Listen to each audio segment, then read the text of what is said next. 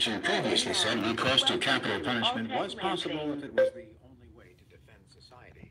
A multi-billion-dollar defense policy bill is headed to President Trump's desk after passing the Senate. Ernest, did he give you? You got headphones, bro? $717 billion blueprint for military spending authorizes a 2.6% pay Here, I'm raise for pulling these. uniformed troops, their largest in See 9 how years, that sounds. billions of dollars in new hardware for the military, and clears the way for a military parade Okay, requested how's the by volume? President Trump. The 17 major wildfires in California are Okay. exposing a wide area to unhealthy air. The EPA's Air Now website this morning shows smoke degrading air quality across much of Northern California, Southern Oregon, and into Nevada as far as Reno. Meanwhile, Dave Albert reports fires are also degrading state bank accounts. It is very serious. Just 1 month into its new fiscal year, California is rapidly burning through its annual budget for fighting wildfires. The state has already spent about a quarter of its emergency fund. But Governor Jerry Brown says... What's up, y'all? Take a moment, share the broadcast. Good morning. What's that? We did allocate money in the budget. Go up. Governor Brown says the wildfire situation here in California will likely get worse. Okay, hold on. That's cool. Oh, I didn't touch it. That was mine. Oh, That was this speaker. You want this to go down? yeah. That's good. All right. Take a moment, share the broadcast. Good morning, everybody. How is everybody doing? It is the WVON morning show. It's your man, Maze Jackson, attorney Ernest B. Fenton, sitting in with your man. We have had a great black girls. We've had a great week, rounding third on this Thursday. Got a great show for you again. Curious. Rogers.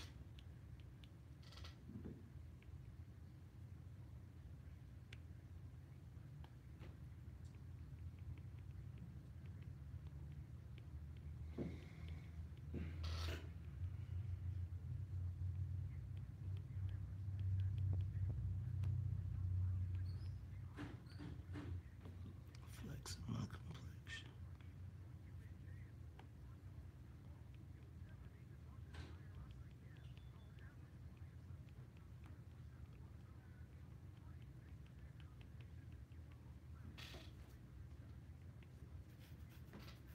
Flex my complexion. Okay.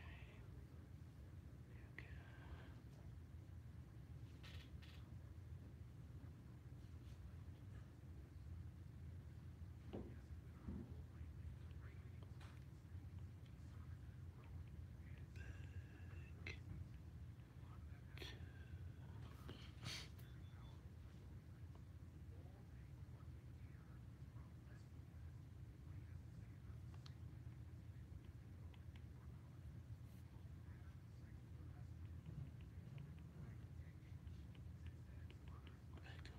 Shutdown is paid to make sure it's at 8 o'clock.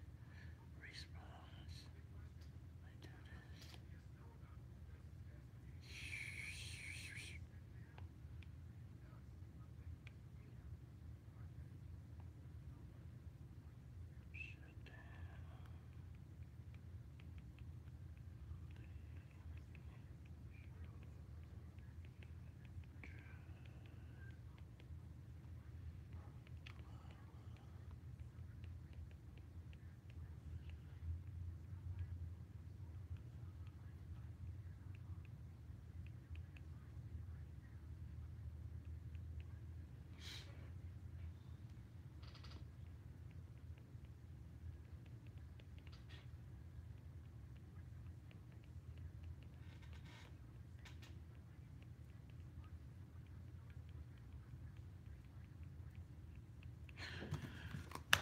Good morning, y'all. Okay, I'm sorry. Trying to get ready, trying to get cracking. Let's get these shares going.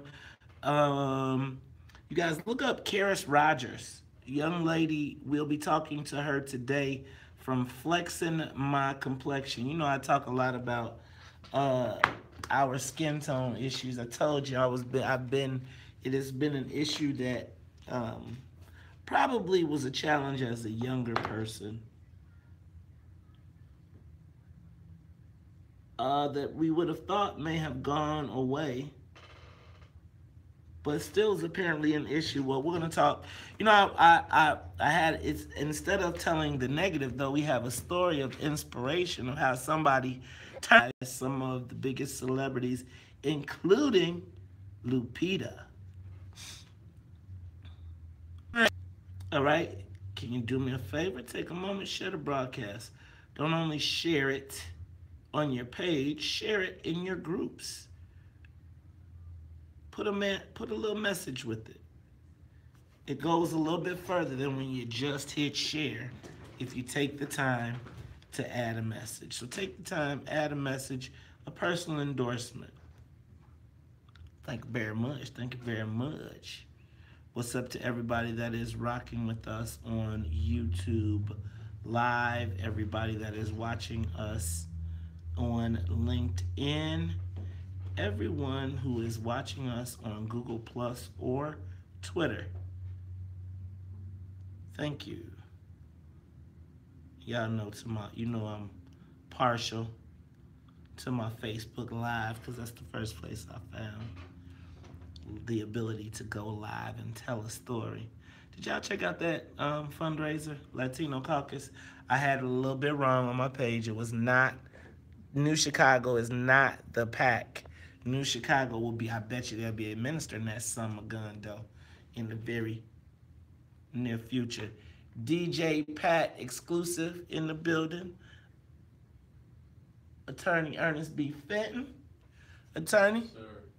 How you feeling this morning, man? Feeling good. All right. Oh, Lord. Attorney Fenton is extra fresh, y'all. Extra fresh. If all else fails, look good. I'm gonna have to put that in my toolbox, y'all. Good morning, Sean J. What up, TT? How you feeling? All right. Hey, Felicia Gaywood. Who is want to encourage everybody come out, check out the Dark Side. Y'all know I ain't saying picnic, but we are having a cookout this Sunday in Dalton. Y'all come check out the men of Phi Beta Sigma. It's the ladies of Tau Psi Zeta. Right? Let's see who is with us this morning.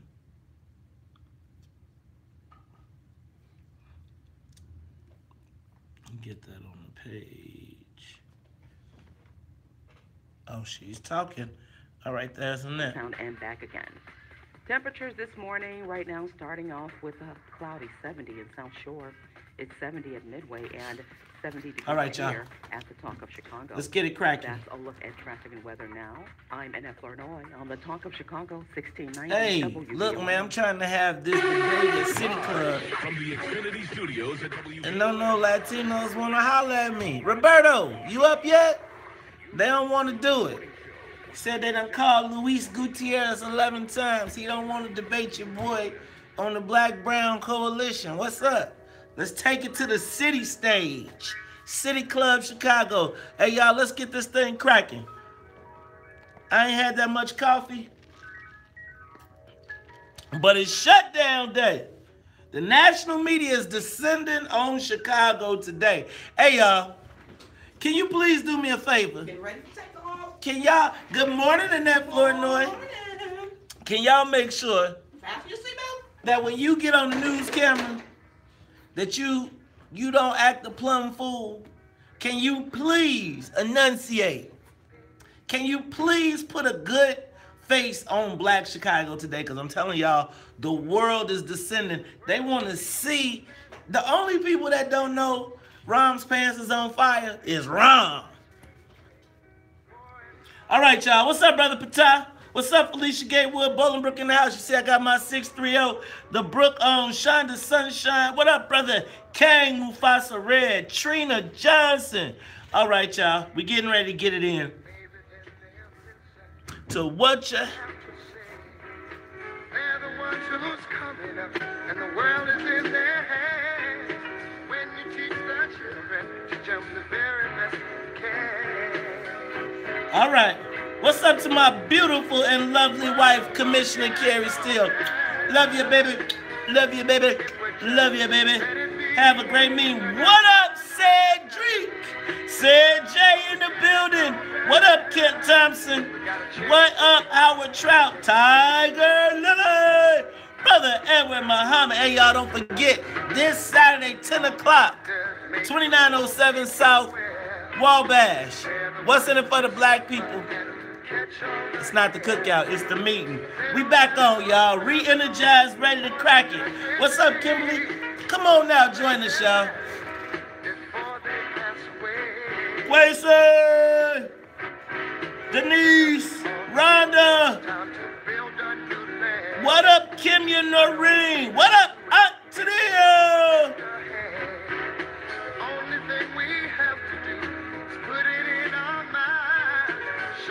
What up, Denise Russell? Carol Muhammad? World, that's the right song. This is the right version. If we just let it be, na na na na na na na na. The world won't get no better. Gotta change it. Good morning, Chicago. Good morning, world. This is WVON Morning Show. I'm your host, Maze Jackson. Sitting in with me today, Attorney Ernest B. Fenton. Attorney, how you feeling? Guten Morgen. Hey, man, what? Guten Morgen. You know what, see, man? You're an international player. Now, what was that? Was that German? That was Deutsch. Yeah. That was Deutsch. Yeah. The Deutsch brand German. You know what? Yeah. You know what? The only German I know is Colonel Klink, man. Colonel Hogan? You know what? Never mind. All right. Look, this is WVON Morning Show. I'm your host, Maze Jackson. That was Attorney Ernest B. Fenton. But y'all know we got to get the soul plane up in the air because, y'all, it is Shutdown Day. Shutdown Day. Hey, y'all. This is the national media is descending on, international media is descending on Chicago to see what will happen. But you know what? We got a lot to talk about, But before we do that, we got to get this soul plane up off the ground. And to get the soul plane off the ground, we got to say what's up. Hold on now, brother. We still on. I see you tuning it up. He tuned it up. He get the gas to get engine. But we got to say what's up to Annette Flournoy in the newsroom. Annette, how you feeling today? Oh, happy Shutdown Day. Shutdown, Annette. Now, you know what? I'm going to tell you what. Are you going to do like you did Dan Ryan? Cause, you know, that's been on my mind. No, Annette, you got to do it. It's been on my mind. Annette, I'm telling you, when I was listening to your coverage, I was like, oh, my God. Oh, what's going to happen? It's going to be. And it was suspenseful. I know that the international media of the world is descending. Now, imagine this. Guess who called me yesterday? Who? Fox News. Yeah. Why they calling me? You know, see what that dang on Politico that got people thinking Fox News needs to call me. Fox News is coming. They were saying CNN, everybody will be here. Al Jazeera, like everybody. The height of rush hour. It's a big deal on game day at Wrigley Field. On the day that they kick off Lollapalooza, which starts at 12. Annette, talk to me about on the level of news, what scale is this? Oh, this is off the Rector. This is major, it's big, just as you just described. You have, national media coming in to cover this. It's huge. You know, the Dan Ryan shutdown was huge. But this is at a different scale because it's Lakeshore Drive, it's involving Wrigley Field, and Lakeshore Drive north, white. Lakeshore Drive north, not south. Right. So that's white. Then Wrigley Field, that's white. Then you got Lollapalooza, that's white. Yeah. But beyond just white, all of those are big money makers. Those involve big names, big money, and obstruction, interruption. Oh, wait. You know what, attorney? I see you over there, so we're going to get this thing started. Because I'm telling you, you seem like you want to. Why are you looking like that, attorney? Someone is going to jail. You know what? It's so funny that you would say that because I was watching Chicago last night, and there seems to be the belief that some people want to go to jail, and some people like, oh, no, I'm not going to jail. We're going to have to find those clips because last night on Chicago Tonight, if you would have saw Reverend Livingston and T.O. Hardiman, T.O. was like, I'm not going to jail. Oh, no. Reverend Livingston said it would be an honor to go to jail. Look, we got a lot to talk about, but before we do that, we got to get the soul plane up in the air. And to do that, we got to say what's up to DJ Pat exclusive. He's sitting in for the musical conductor, Miss Sonia Escobar. DJ Pat, can you get us up in the air, man? How you feeling today? Good morning. I'm feeling great. All right, all systems go. That means the soul plane is officially up in the air. And attorney, we're going to talk about this shutdown. I got a lot to say. And I know you got a lot to say. Look, I mean, it's so funny because I'm just looking at your face like, I can't wait for you to... Oh, I can't wait to hear what you got to say about it. Get out of my way. Don't mess up my commute. Oh, don't mess up your commute. Hey, man, you better be traveling south then. Let me tell you what. The best traffic in the city for the first time ever is going to be on the Dan Ryan.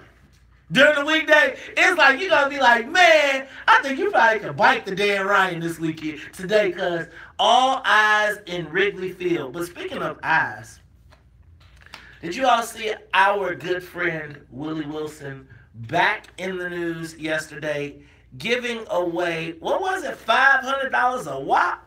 Yeah, to help property tax owners.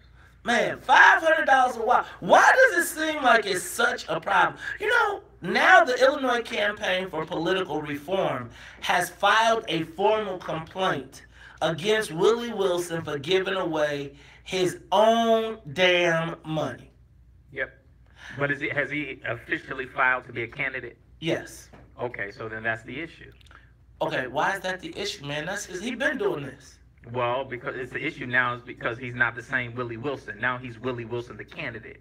You know what, man? See, you speaking that league. That's why I'm glad we got a lawyer in here, because you can help me explain the difference. Look, it's the Talk of Chicago, 1690 AM. I'm your host, Mace Jackson, attorney Ernest B. Fenton sitting in. It is shutdown day in Chicago. Y'all, it's going down. We'll talk about it more when we come back after traffic and the weather. More of the morning show with Mace Jackson coming up on the Talk of Chicago, 1690 WVON. We can record with them. T.O. Okay, where we're going to record in there? Okay. All right, so I'll set it up for now. All right. Oh, and speaking of that, let me see if I can get somebody who can.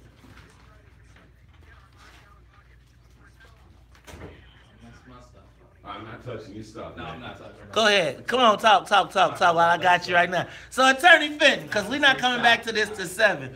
So, hey, man, you're not going out there? You're not marching? You're not shutting it down? He's going to the Cubs game if he's going out there. Exactly. It's going to be a nice day. I'm like, yeah. The weather is good. Cubs are playing well. Come on. No, I'm not hitting on the march. I respect, all forms of revolution. Well, I don't know if this is quite a revolution. I mean, all forms of quote-unquote protest. So, if that's their form of protest, their activism, then I'm not mad at that. They should do that. Yeah.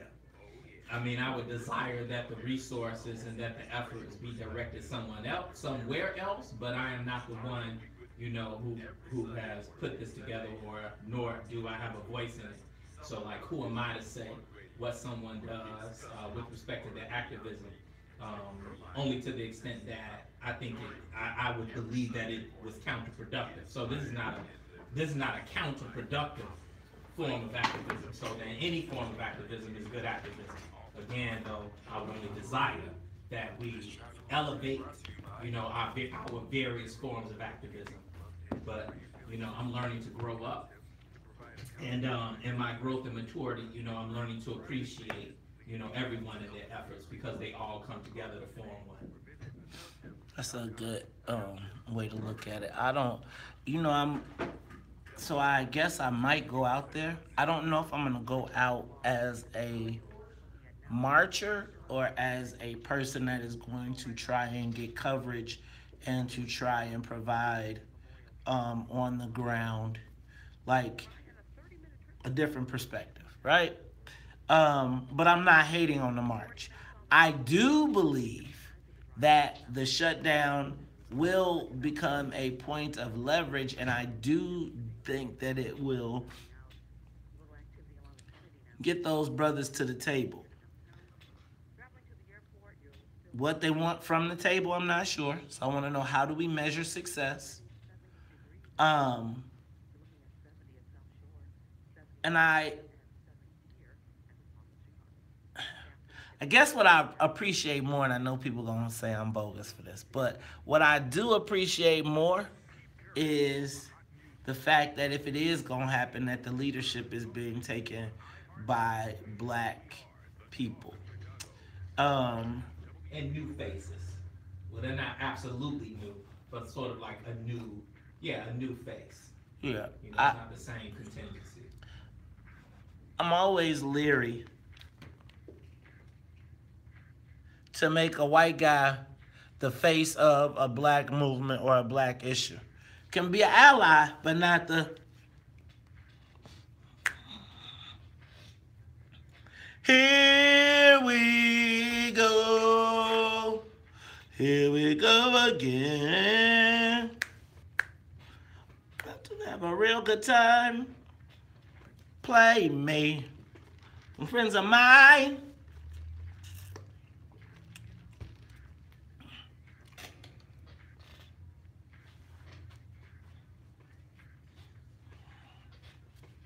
Here we go. Here we go again.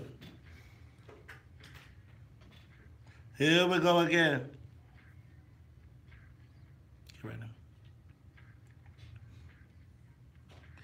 You are tuned in to the Talk of Chicago, 1690 AM. I'm your host, Maze Jackson. Sitting in with me is attorney Ernest B. Fenton, attorney. Guten Morgen. we still in Germany, y'all. Look, the soul plane. Now look, the soul plane is looking. Man, we move fast. There are black people in Deutschland. There are black Germans. Yeah, see. Are they? So wait, hold on. Yeah, so wait, look. Yeah. Hold on, let's say. Look, man, you got the pilot confused. Okay. So I travel, so you know I get confused. Look, he's showing off the stamps in his book. He got stamps all in his passport. Well, I'm on my second book. Oh, you're your second book. You know what you So so look, speaking of Soul Plane and second book, man, have you taken a plane to Wakanda yet? Because did you know Wakanda, well, check it out. You don't have to. Wakanda. You know what? Well, Wakanda will be in Chicago this weekend. WakandaCon is coming to Chicago. Think about that. WakandaCon. WakandaCon. Are you going? No, I'm not familiar with WakandaCon. You know what? Well, will it be a plane or will it be a bus? I don't understand. Check it out. We having WakandaCon, but it's gonna be, I believe, the Hilton. Now, in the real Wakanda, hopefully we'll have it in the black state-of-the-art hotel of the world. But until then, WakandaCon is coming to Chicago. You know what, though, man? I'm still on this Willie Wilson thing. See, I feel like this, man. Because what kind of ticked me off was there was a story in the Sun-Times and they editorialized it. And they was like, it was like all these white people that done gave up hundreds of millions of dollars to spend for elections and campaigns. And when the black man get in it, they be like, hold it. Enough is enough. Now you got the Negroes trying to give money to buy an election too. Now white people, it's okay for white people to buy the election. Of course. But now that Willie Wilson said, hey, yo, I got some money. I got some money too. Yeah, but there's a distinction. I say to people all the time and clients, what is legal becomes illegal depending on how you do it. So it's not just a question of someone giving away their money, it's how they're giving away their money. Willie Wilson was Willie Wilson, the man, the self-made multimillionaire, but then when he filed his papers to become a candidate, he became Willie Wilson, the candidate, and then there are different rules, right? But brother, if he went to the Board of Elections at every level and they all said it's all good, then why is it now an issue? Right? So if you go to the people and you say, before I do this, I need to know all the rules. Am I doing anything illegal? And they say no. Then why is it that we're trying to make the man illegal? Yeah, because he could have not been doing something illegal at that moment, based upon how he explained what he would be doing. And so then someone can still bring up the issue or raise the issue of legality. Got it, but so even after they raised the issue, attorney, I'm saying they done went back and made a ruling. Yes. and said, okay, it's not illegal. As long as it didn't come out of the Willie Wilson for mayor campaign funds or campaign donations, it's all good. See, this is one more time, y'all. Let me just say this, and this is how I see this. When the black folks get in the game and learn the rules and say, well, bust it then. If I could just buy the election, I'm going to buy it. Then they say, oh, no, you can't buy it no more. Now the white folks like, oh, they figured out how to do that? We got to stop that. That's crazy to me, man. I think it's I don't know if it's a good move long term, but I do think that it's crazy that people are writing letters openly to say, get Willie Wilson.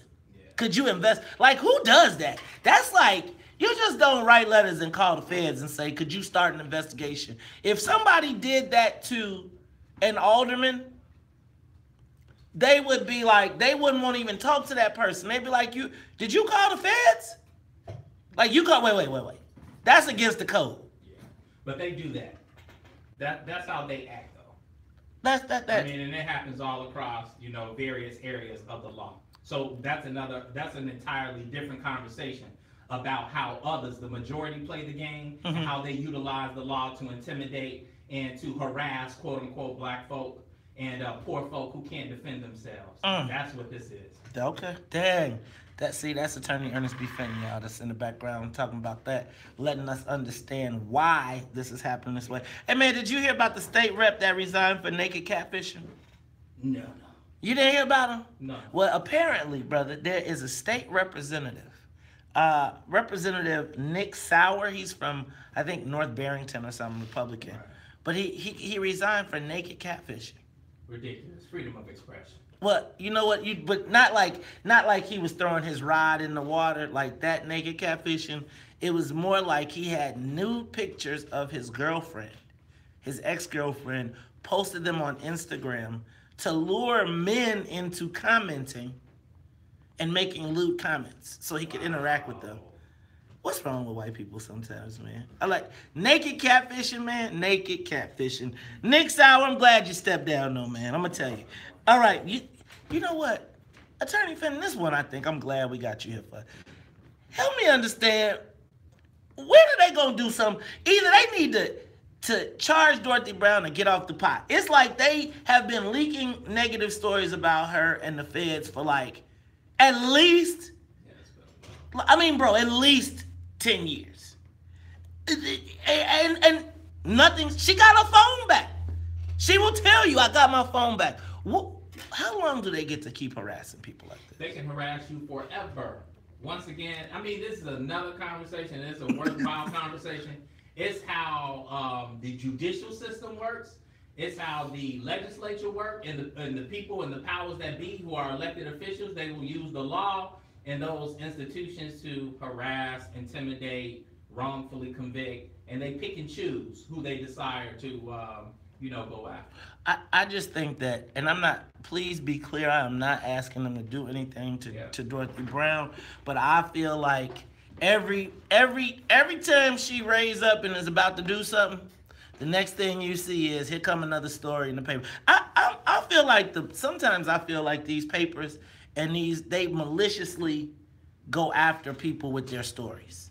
Like they write these stories to hurt people or to cast doubt or disparage them without disparaging them under the guise of, I don't want to call it fake news, but I do feel like it's fake news. A lot of it is fake news.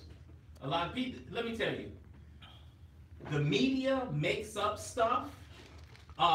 These various offices, attorney generals, the state's attorney's office, they make up stuff, and depending on who you pissed off or their political affiliation or their politics will determine who they go after, and they will create charges in a lot of instances. Man, it's why we have to be so judicious as black folks when we think about what we read and from the perspective.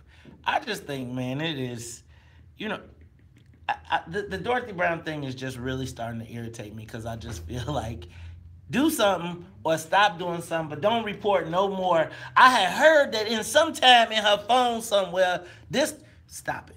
Look, Hey, y'all. President Barack Obama, former President Barack Obama's back in the game. We'll ask this question when we come back. It's the social media question of the day. Live from the WVON newsroom, here's our news. All right, we got to go record Tio. Cloudy skies this morning on this Okay, y'all, so we about to step off. Y'all got to hold on. We about to run a quick interview and record it with T.O. Hardeman, I think. Take a moment, share the broadcast. Share the broadcast. What up, Regina Alexander? What up, James Matthews Jr.? All right, I got to go record. Did he say Barack? Yeah. Did I say Barack? You mean Jesus Christ, the second son? Oh, yeah, man, make sure. What are you talking about, Mr. Holloway? No, I didn't say Barack as of yet. I did yesterday. You missed that. You know I call him Jesus. You know I call him Jesus Christ, the second son, right? He is not breaking any campaign finance law as long as the money comes from his nonprofit and not. That's hilarious. I may pause for a moment. He is Jesus Christ, the second son. Hey, Ernest. Yes. Come on in here. All right, I have to take a break. I'll come back. Hold on. You can bring that camera with you. Oh, yeah, let's do that. Let's take a walk. All right. Do I need headphones? Yeah, we're all set up to go. All right. Also, music kicks off today. Thousands are expected downtown near Grant Park for the annual music festival. The event runs through Sunday. And former Illinois Congressman Mel Reynolds is back behind bars for a third time. Reynolds reported to the Chicago federal prison yesterday to begin serving the remaining 4 months of his prison sentence. He was sentenced to 6 months earlier this year for failing to file tax returns between 2009 and 12. Reynolds vowed to leave the country when he completes this prison term. That's a look at our news now on 1690 WVON. Sports, traffic, and weather up next. WVON News Time, 6:32. This news report is brought to you by Burlington. The savings are heating up at your Burlington store.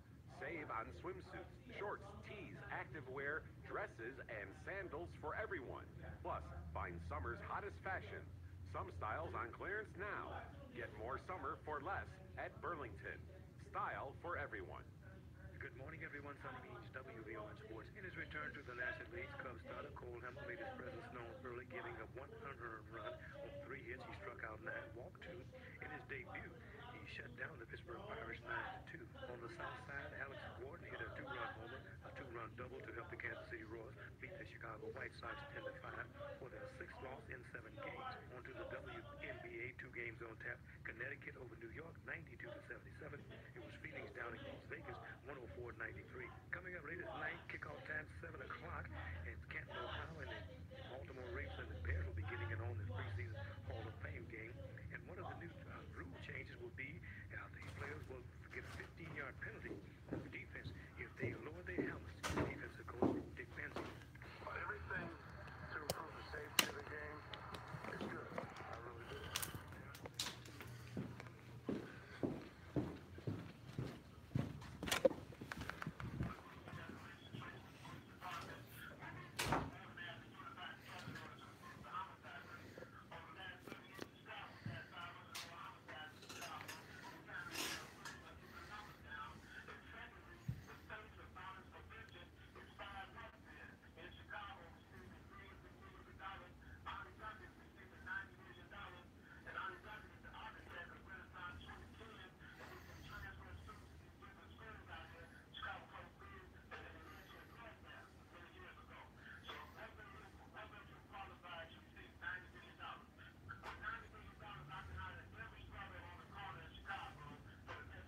You got that right, Tio. You got that part of it right. But man, are you worried about like man, you going to Wrigleyville. You are shutting it down during rush hour when people at the peak of their anger, frustration.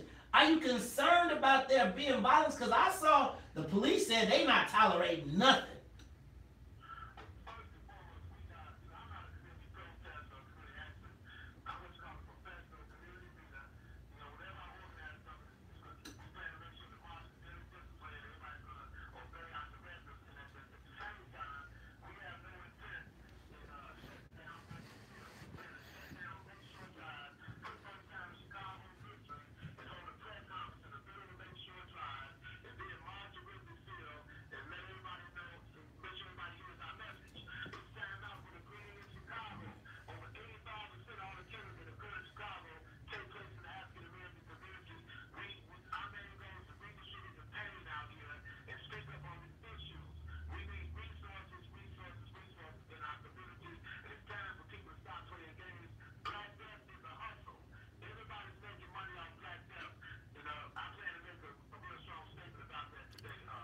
Yeah.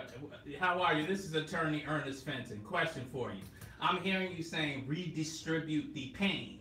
And then I'm believing that that is an attempt to redistribute the wealth and then to distribute some redress for a lot of the issues that are in our community. So my question then is, how then is the bridge built before these between this redistribution of pain, wealth, and redress? Because a march may just distribute the opposite of what you're seeking.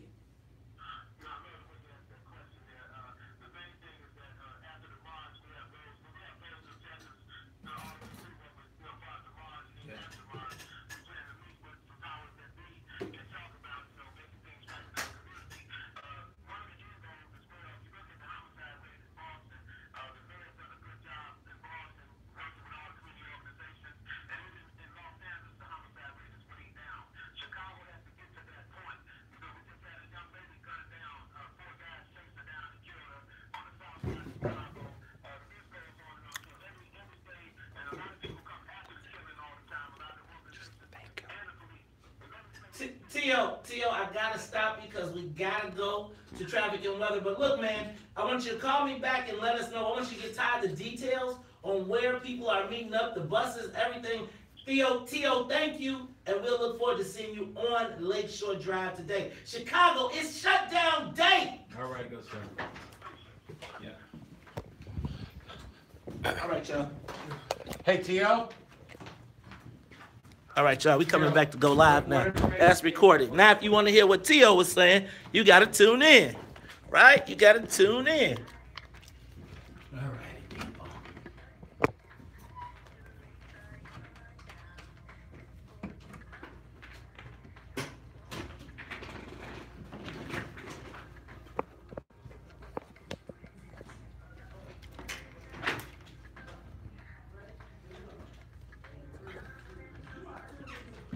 I got what you need. You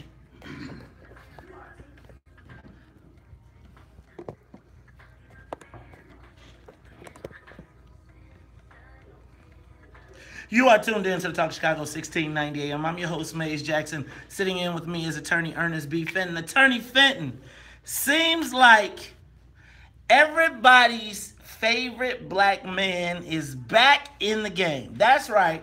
President Barack Obama has re-entered the local political game. Now, former president, you know, he don't live in Chicago, even though he does maintain a house. Do you think he took the toilets out that house, y'all? Maybe not. He probably kept the toilets. But apparently, he hasn't lived in Chicago since before he became a senator. But now he still does vote here. He's gotten involved before, right? He's been involved in the Juliana Stratton versus Ken Duncan. He got in the local aldermanic race. He also, what am I hearing? He also got involved, he got involved in the Rahm Emanuel race twice. He gave us Rahm twice. So now he's back in the game and he is making endorsements. He's endorsed J.B. Pritzker for governor. He's endorsed Kwame Raoul for attorney general. Now, Kwame came from his original seat. As well as a couple congressional candidates. But, you know, I'm trying to figure out. I think it's a foregone conclusion, my brother, that if President Obama tells the black people that vote to vote some kind of way, they're going to do it.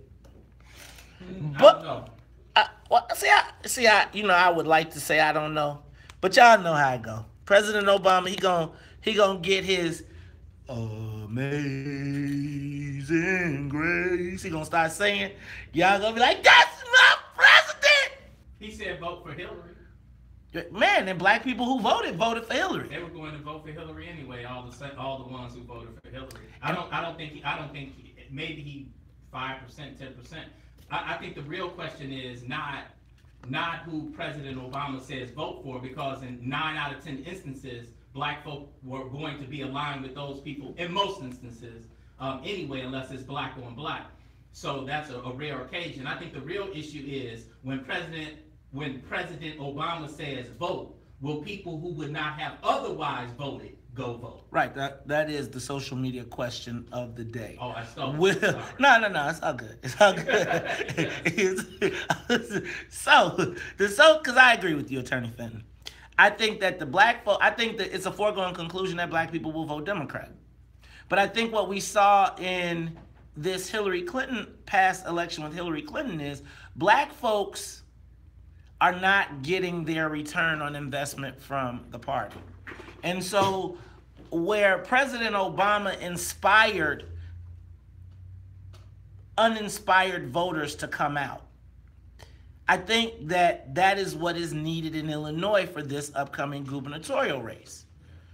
And so the question becomes, will black Illinois respond? Because you know they're going to have a big President Obama rally, probably somewhere. They're going to have, they're going to come out. It's going to be all presidential. They're going to wave. We're going to be like, remember the good old days? When we were in a recession and unemployed, but we were invited to party with Jay-Z and Beyonce. Remember the good old days when we had a black president and we didn't ask for anything, and then we just waited until he left office so we can have Donald Trump and complain again? Yeah, I love those days. Oh, wait. You seem like you. Are you a Democrat, man? See, man, look, man. I'm telling you, you cannot be black and independent in Illinois. Bernie or bust. Oh no. See, I was Bernie or bust. You're a socialist. Now, brother. Nah, I'm about progress. What? I don't identify party. I think I'm just leveraging party politics to move our agenda forward. So whatever that may look like. I don't think in Illinois black people are allowed to use their leverage though. I think if you try to use your leverage, then what they do is they send the attack dogs out and you become a sellout. Right then what they do is they try to say, "Ooh, you said that you want to play the political game the way the white boys do it." But back to this Obama thing, because I'm going to tell you, the white folks ain't and don't really have a black agenda. Now, they can tell you about DACA. They can tell you about sanctuary cities. They can tell you about saving the children, keeping the families together. But I will tell you that the Democratic Party has not clearly articulated a message. And I feel like they got lazy during the Obama era, because remember when Obama came, everybody would just put a sign out that said, "I'm with Obama." Remember the white boys? They didn't have to say nothing. Sticker. They just say, "Oh, I'm with Obama." They come to your neighborhood, they wouldn't even speak to you, but they'd be like, "But I'm with Obama."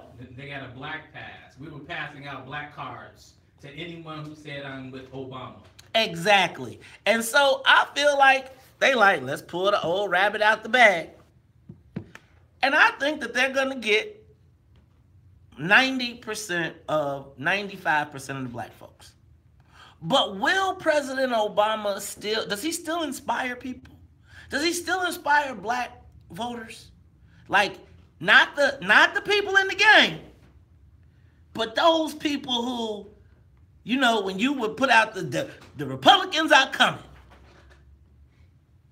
Will he inspire those? Hey, attorney, let's go to the phone lines. Moses, you're on the Talk of Chicago. Yeah, good morning, Maze. Can you hear me? I can hear you good, Moses. Okay, I was on that speakerphone. Number one, man, I'm going to bring y'all breakfast tomorrow. Oh, where's it from, man? It's going to be from Roy's on 71st and King Drive. All right, man. Hey, man. Okay. Come on, talk to me, Moses. Okay, look. Obama can come and endorse whoever he wants. That's all good. But that don't mean you have to vote for the person. And I'm only saying that because everybody put the onus on him for Rahm Emanuel getting in there, because he had to support the man. He the president of the party and whatever, and all that good stuff. Okay? Thank you, Moses. I wonder, does President Obama really connect with black folks in Illinois? Does he understand us? I feel like it's like I got them suckers. I feel like he be like, I got these suckers. He's like, y'all got problems? Y'all having colored people problems in Illinois? You ain't got no plan? I got you. Yeah, I think that, as strange as this may sound, I think that is a unusual dichotomy. On the one hand, I believe that President Obama has tremendous quote-unquote influence with respect to black people, but I believe in large part that influence is laying dormant, right?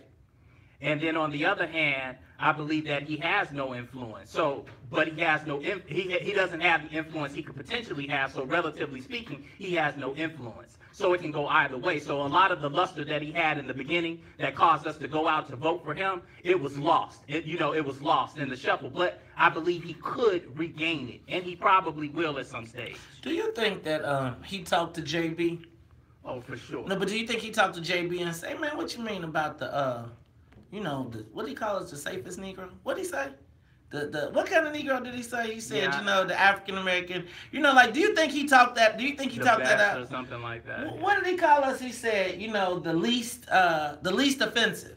Right. Do you think? How do you think they worked that out? I think they're sitting around a table. There may be a couple of other people, trusted advisors, so to speak, or friends.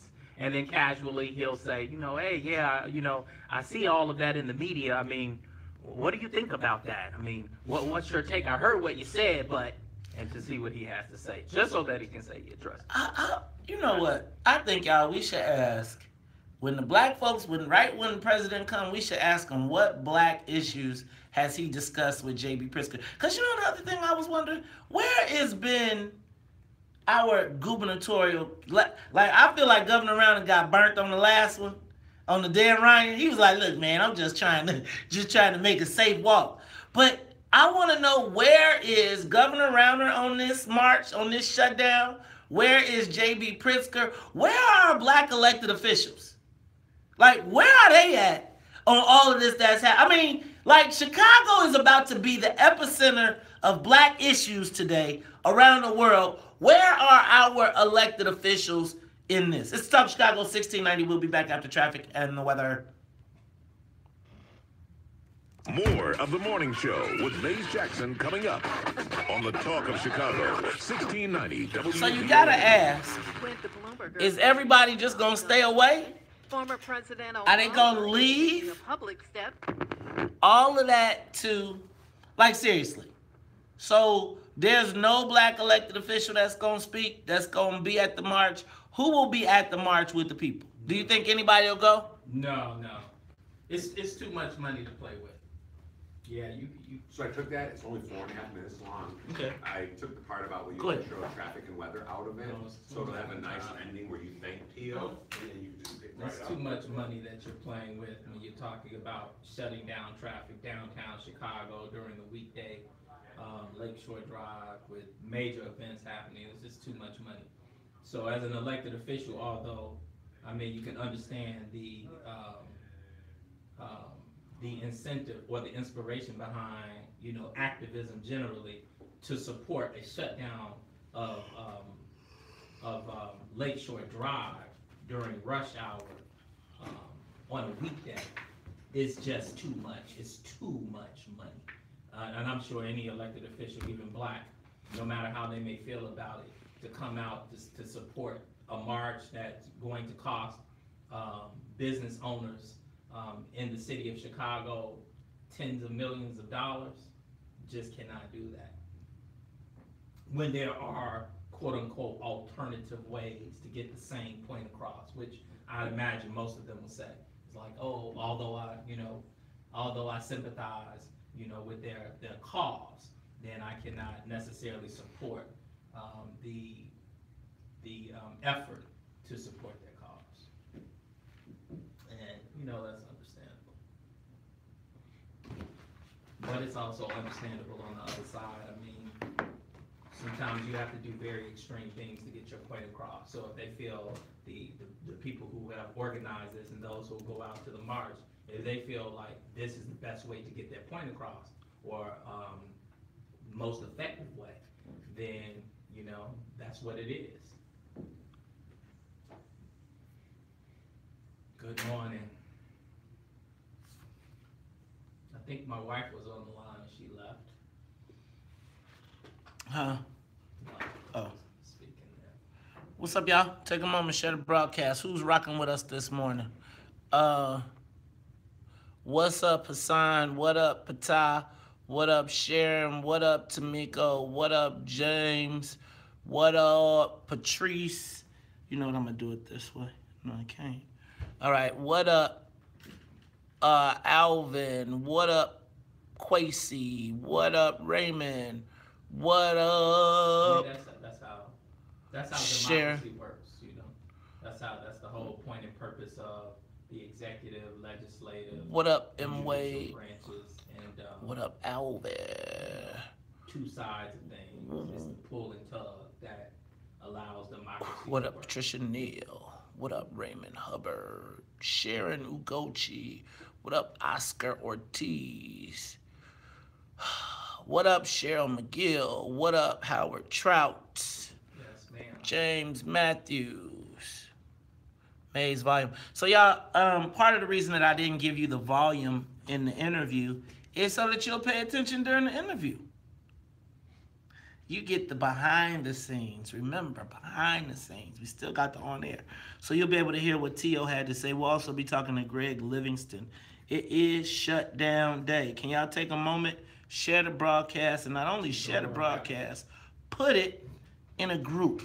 Share it with your favorite group of friends. Put it as part of your community morning broadcast. What up, Lorraine Little? Marquin McDonald. What up, Twin? Twin, what else is cracking this weekend? What's the, send me details on the clothes giveaway, right? I got you. And then, is there anything else going on? Let me know.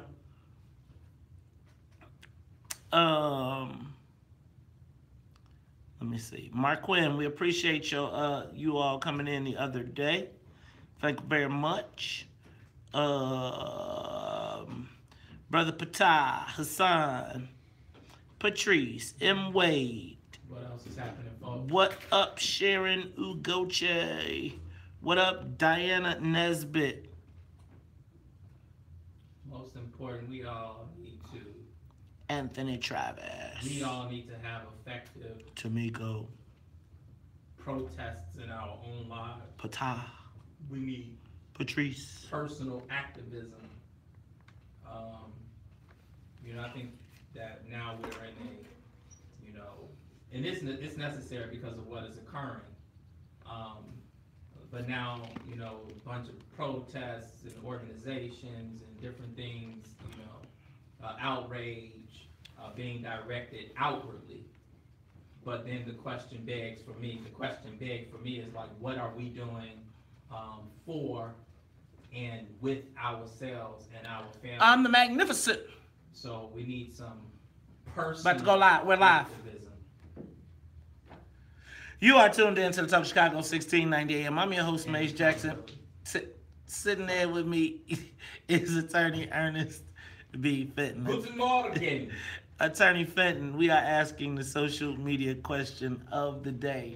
Will President Obama's endorsements inspire black people to turn out to vote? I think the people that are going to vote, black folks that's going to vote, we already vote 90. We voted a 92% clip on the average for Democrats regardless, right?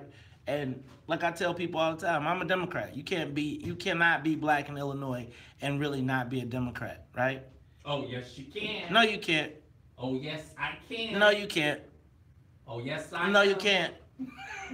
You cannot be black in Illinois and not be a Democrat. And I'm gonna tell you, if you even talk about leveraging yours, right? The black people will cut you off from being black because of a party. For real. Mm-hmm. They will, you sell out, you Uncle Tom. They will watch white folks do the exact same thing. Mm-hmm. And then, but I'm trying to get back to this. Will President Obama turn black people out for this election? Absolutely not. What? Black people are not coming out to vote because President Barack Obama is informing them to vote.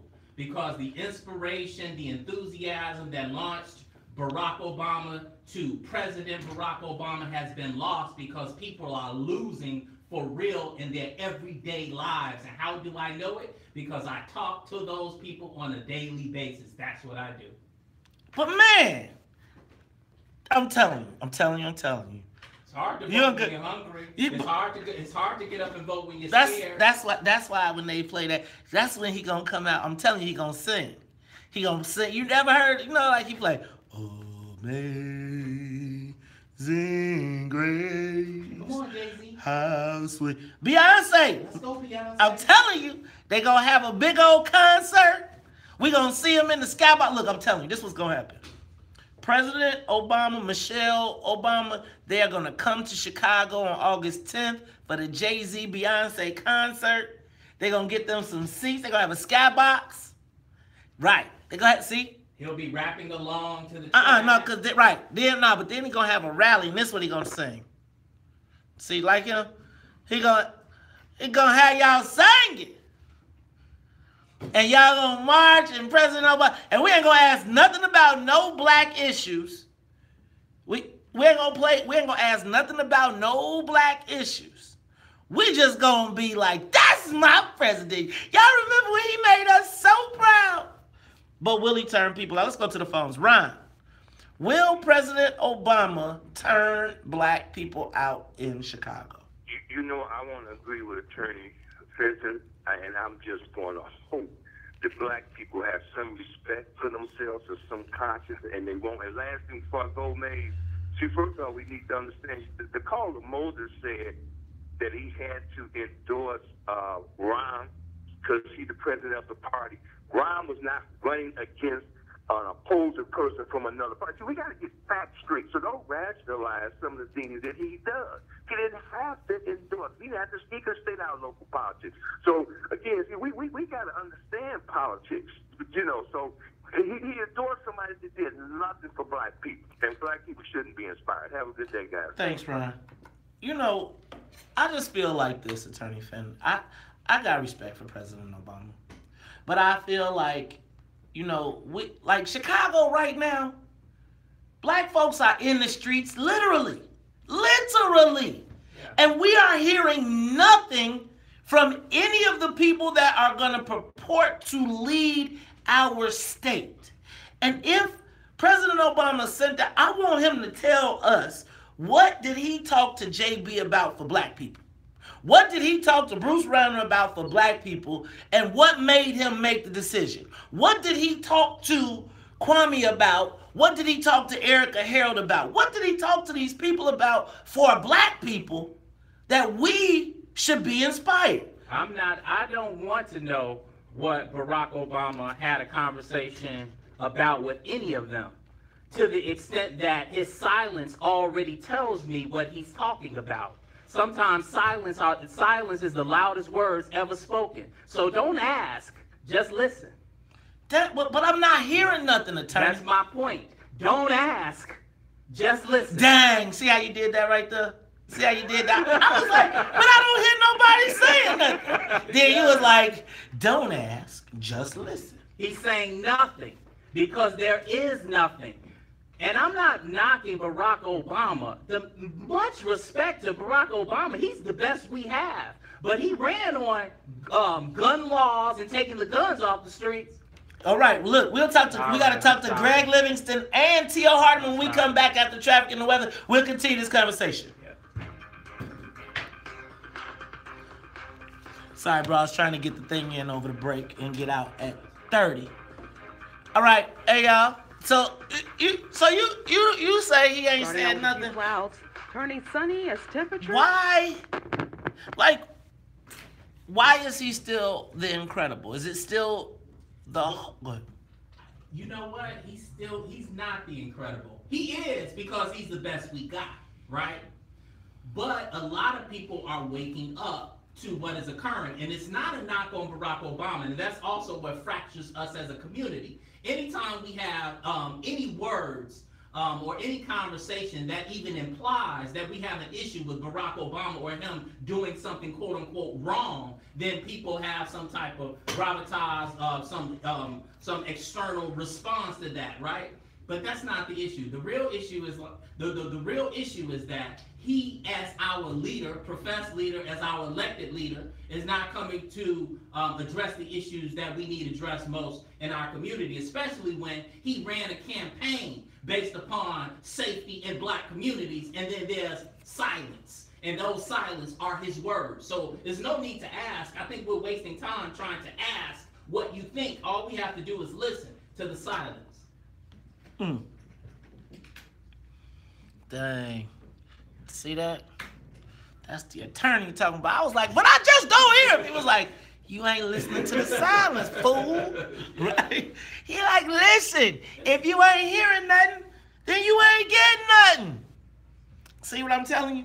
But see, I want to point this out. That is why it is. So coming up on this election, right? The swing vote in the governor's race is the black community. Will black people turn out? I'm not discouraging turnout. I'm encouraging conversation before you turn out. I'm encouraging you to figure out what the demand is and force all these punks to the table. All of them, and make them put it on the table, right? So let me give you an example. I believe that one of the demands should be in both of these campaigns, if we know that they're going to spend $100 million to $200 million each campaign should have to demonstrate how they spent $10 million with black vendors and services on both sides. So whoever gets part of the $10 million on both sides, we ain't mad at that. We're trying to, at the end of this election, there will be rich white boys on both sides. Win or lose on both sides. You will read stories or not of white boys who were on the winning team who made millions of dollars. And you will hear stories of white boys on the losing team who made millions of dollars because they understand that it's a business. When you turn on the TV and you see that Paul Manafort partnered with Bernie Sanders' campaign manager to do commercials in the Ukraine,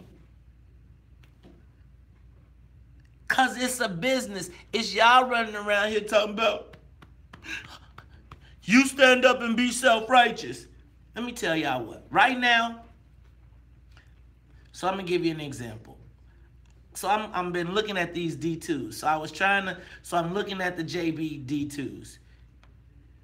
Do y'all know that they spent $100,000 a day on media? $100,000 a day on media. They used a black agency to spend $300,000 of it. So they got 3 days worth of work. Meanwhile, all the rest of the ads are coming from Philadelphia. So you want to be the governor of the state of Illinois. You got a campaign manager. You got 3 black people running the campaign that don't even know no black people here. Where is JB on? Look, they expect the black vote. They expect it. I expect that they will be addressing these issues. So, has JB called for a meeting with T.O. and Reverend Livingston and that group? Has he? I bet you he'll meet with Father Flager. But has he said, man, as the governor of the state of Illinois, I hear. Is Rauner saying it? I don't expect none of these. You ain't. See, here's the thing. Y'all get to picking which white boy is best. They all white to me. They all white. What can you get from him? What can you get from him? Right? We got to stop having a zero-sum game. We either win it all and get nothing, or we lose and get nothing. So you win, you put Democrats everywhere in the spot, and then you got the worst everything. But if you even question that, question it. Question it. They got you so fooled that if you question why you're not getting what you're supposed to get, you the sellout. So your neighborhoods are jacked. You drive to Beverly and Oak Lawn and all that, and they off the chain. It's more economic development in 1 square block in Oak Lawn than it is damn near the whole of South Shore. And if you ask the question, you are the sellout. Like, you can't, we ain't supposed to be able to count. We supposed to be blind. I'm saying everybody ain't got to do something, but somebody got to do something, because we can't be cashed out. We lose every way we go. You got the most black elected officials in the country. Country. $100,000 a day they are spending. A day. And they can't show you no new black millionaires. Political.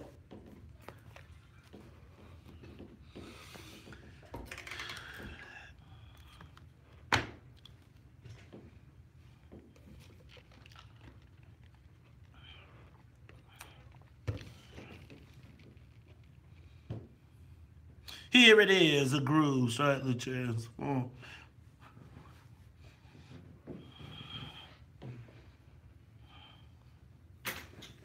Guten Morgen. Millie speaks Deutsch. Huh? Deutsch, Millie. And if it ain't broke, then don't. You going to the recording? Bass and let the Alpine blast.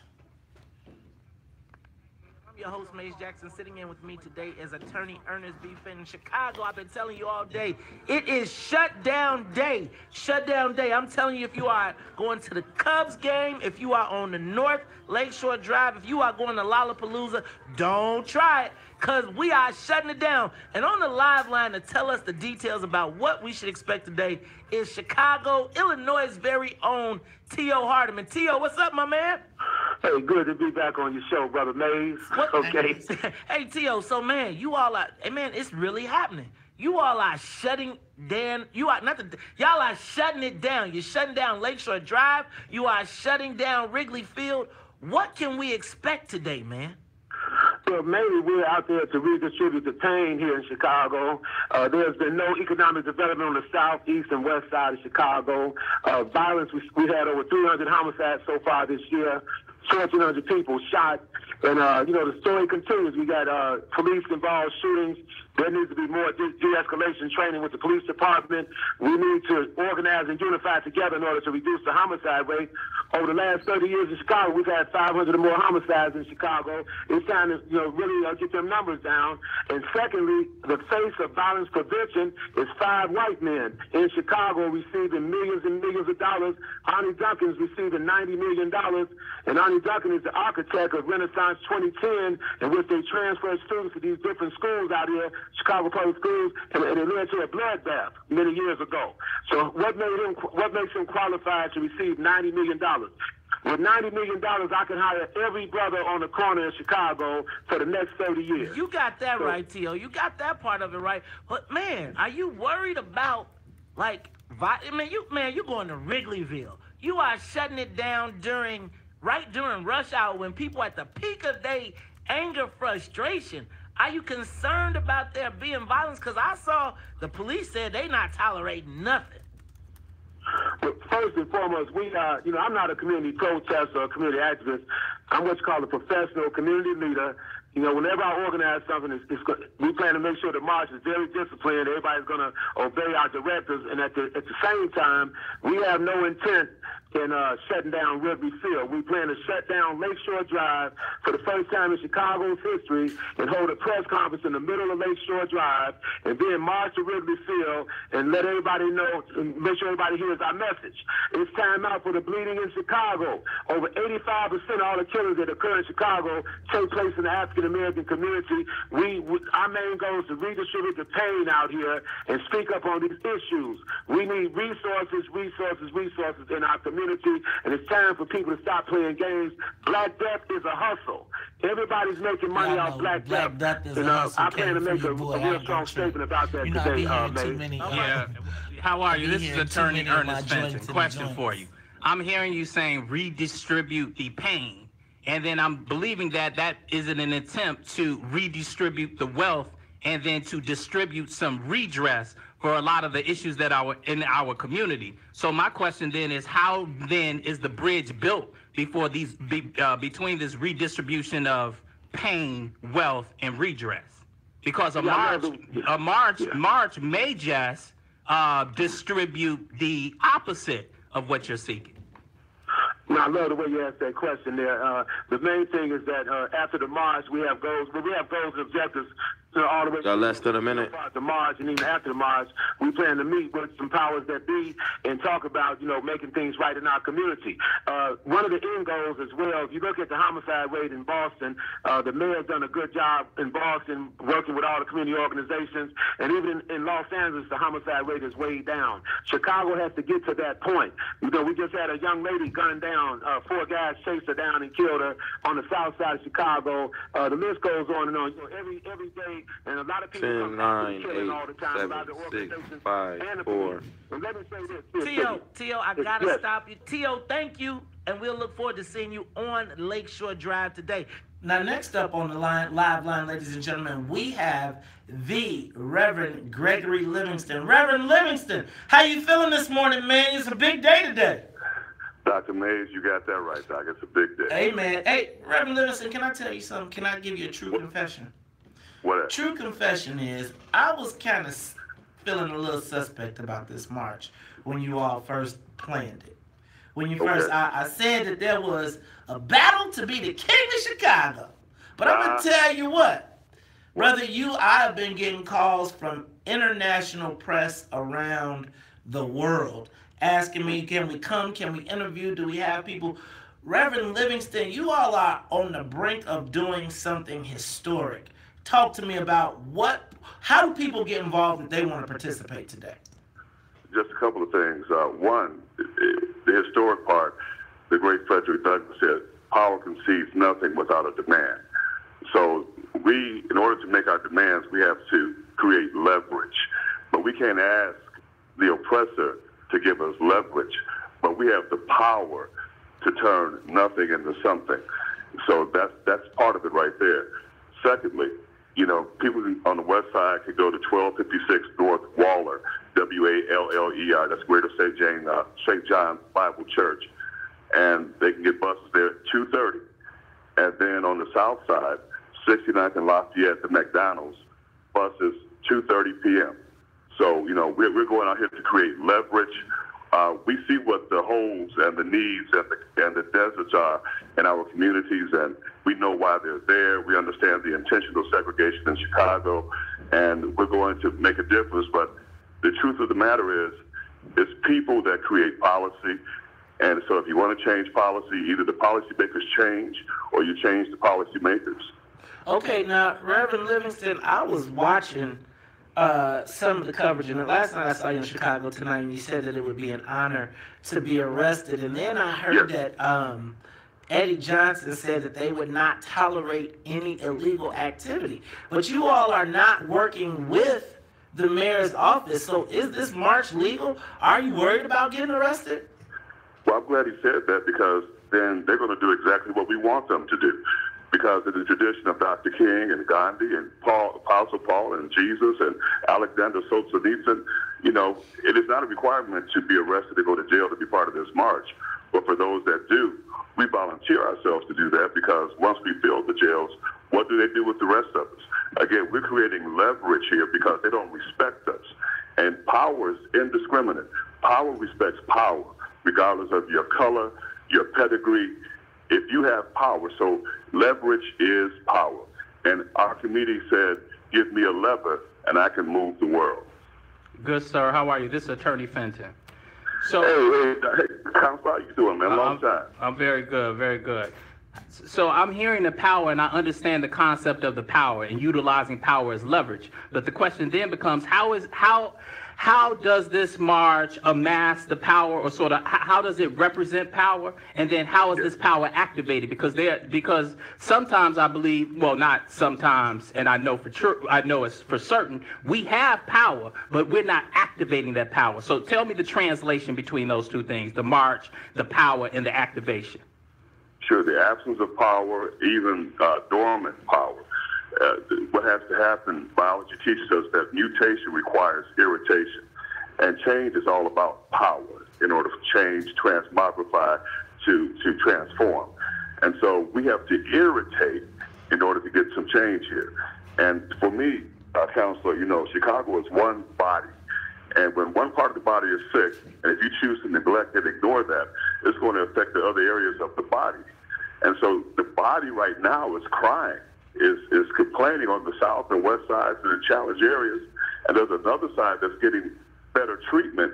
But what we're trying to say to them is, look, we better work together or all of us are going to be sick. And that's not good for anybody. We have to work together. I got it. Reverend Livingston, you know, one of the things that I was just asking, I was asking off camera, offline, is where has Governor Rauner been in this? Where has J.B. Pritzker been in this? Where has Erica Harold been in this? Where has Kwame Raoul been in this? Where are the people that are seeking to lead our state as it relates to these issues? Have they contacted you, spoken to you, understanding the issues, and what have they said? Reverend Livingston? Oh, there they go with the conspiracies. That's what they said. Dang, is this another example of That's this? what they said. They said nothing. Look, you know what, man? You taking away all my hope in here, Attorney Finn. It's the time of Chicago 1690. We'll be back after traffic and the weather. More of the morning show with Maze Jackson coming up on the. They want that question asked. asked. They don't want nobody asking that question. Go ahead, Attorney. You got it. You got the camera. No, they're not going to say anything. It's too much money. I mean, a lot of the politicians, and I'm not knocking the politicians just for the sake of knocking politicians, but speaking from a historical standpoint, at least from my vantage point, what I believe to be true is that many of the politicians that are elected who represent us, whether they be black or white, but particularly speaking about black folk,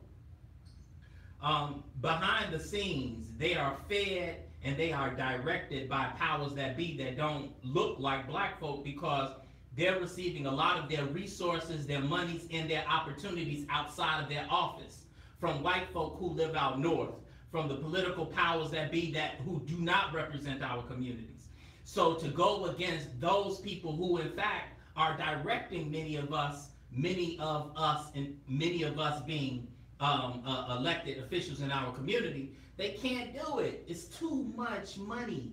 It would cause too much strife. It's analogous to thinking about how black aldermen got in line, if you will, toed the line when Daley required that they toe the line. It's the same concept, but even greater, because the people who are reaching directly into their pockets and handing the monies to these politicians and other community leaders, they're out north, and they have interests out north. We can't mess that up. I mean, that's just what it is. Which also begs the question of, well, then how can we? And I like Reverend Livingston's his explanation of and his incentive behind going out north, which is, you know what, we're going to agitate the system and we're going to inform them that this sickness will spread. I like that. And also the concept of power. And the concept of power is being manifested in large part, well, it's being manifested in that the white folk and the rich, wealthy folk who are controlling the politics in poor black neighborhoods have power. Because they're controlling the politics from behind the scenes. But it also speaks to the lack of power. And so the lack of power, or the concerted power in our community, is causing us to be powerless. But the good news is that we do have the capacity to exact power, not just in our community, but outside of our community. And when we come to the understanding of our power, when we get into the proper space of our power, and then we understand there's a difference between potential power and realized power and activated power, then things will start happening in our community. Ladies and gentlemen, that is the attorney Ernest B. Fenton, dropping that KNOWLEDGE. We are talking to Reverend Gregory Livingston on the live line. Y'all want to find out what's going on. Everett, I got you all this Saturday, 11 to 2. True Line Missionary, bringing old clothes and household items. All right, take a moment, share the broadcast.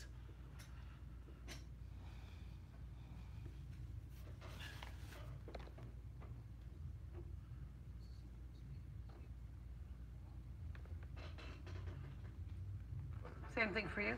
I'm not trying to get arrested. I'm going to tell you why. Let me say this here. I'm T.O. Hardiman. T.O. Hardiman getting arrested, the media will put a different spin on it, okay? I'm a black man in America. I do not want to get arrested. Okay, so there's a difference here between the organizers. We're on the same page. I want to make that clear. Let me say this here. Let me say this.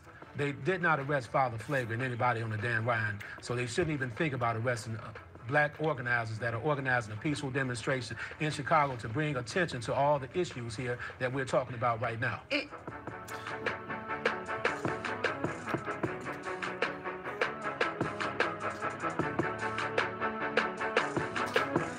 You are tuned in to the Talk Chicago, 1690 AM. That was the Reverend Gregory Livingston. Y'all, Chicago, it is Shutdown Day. When I tell you it's shut down, that means we shutting down Lakeshore Drive.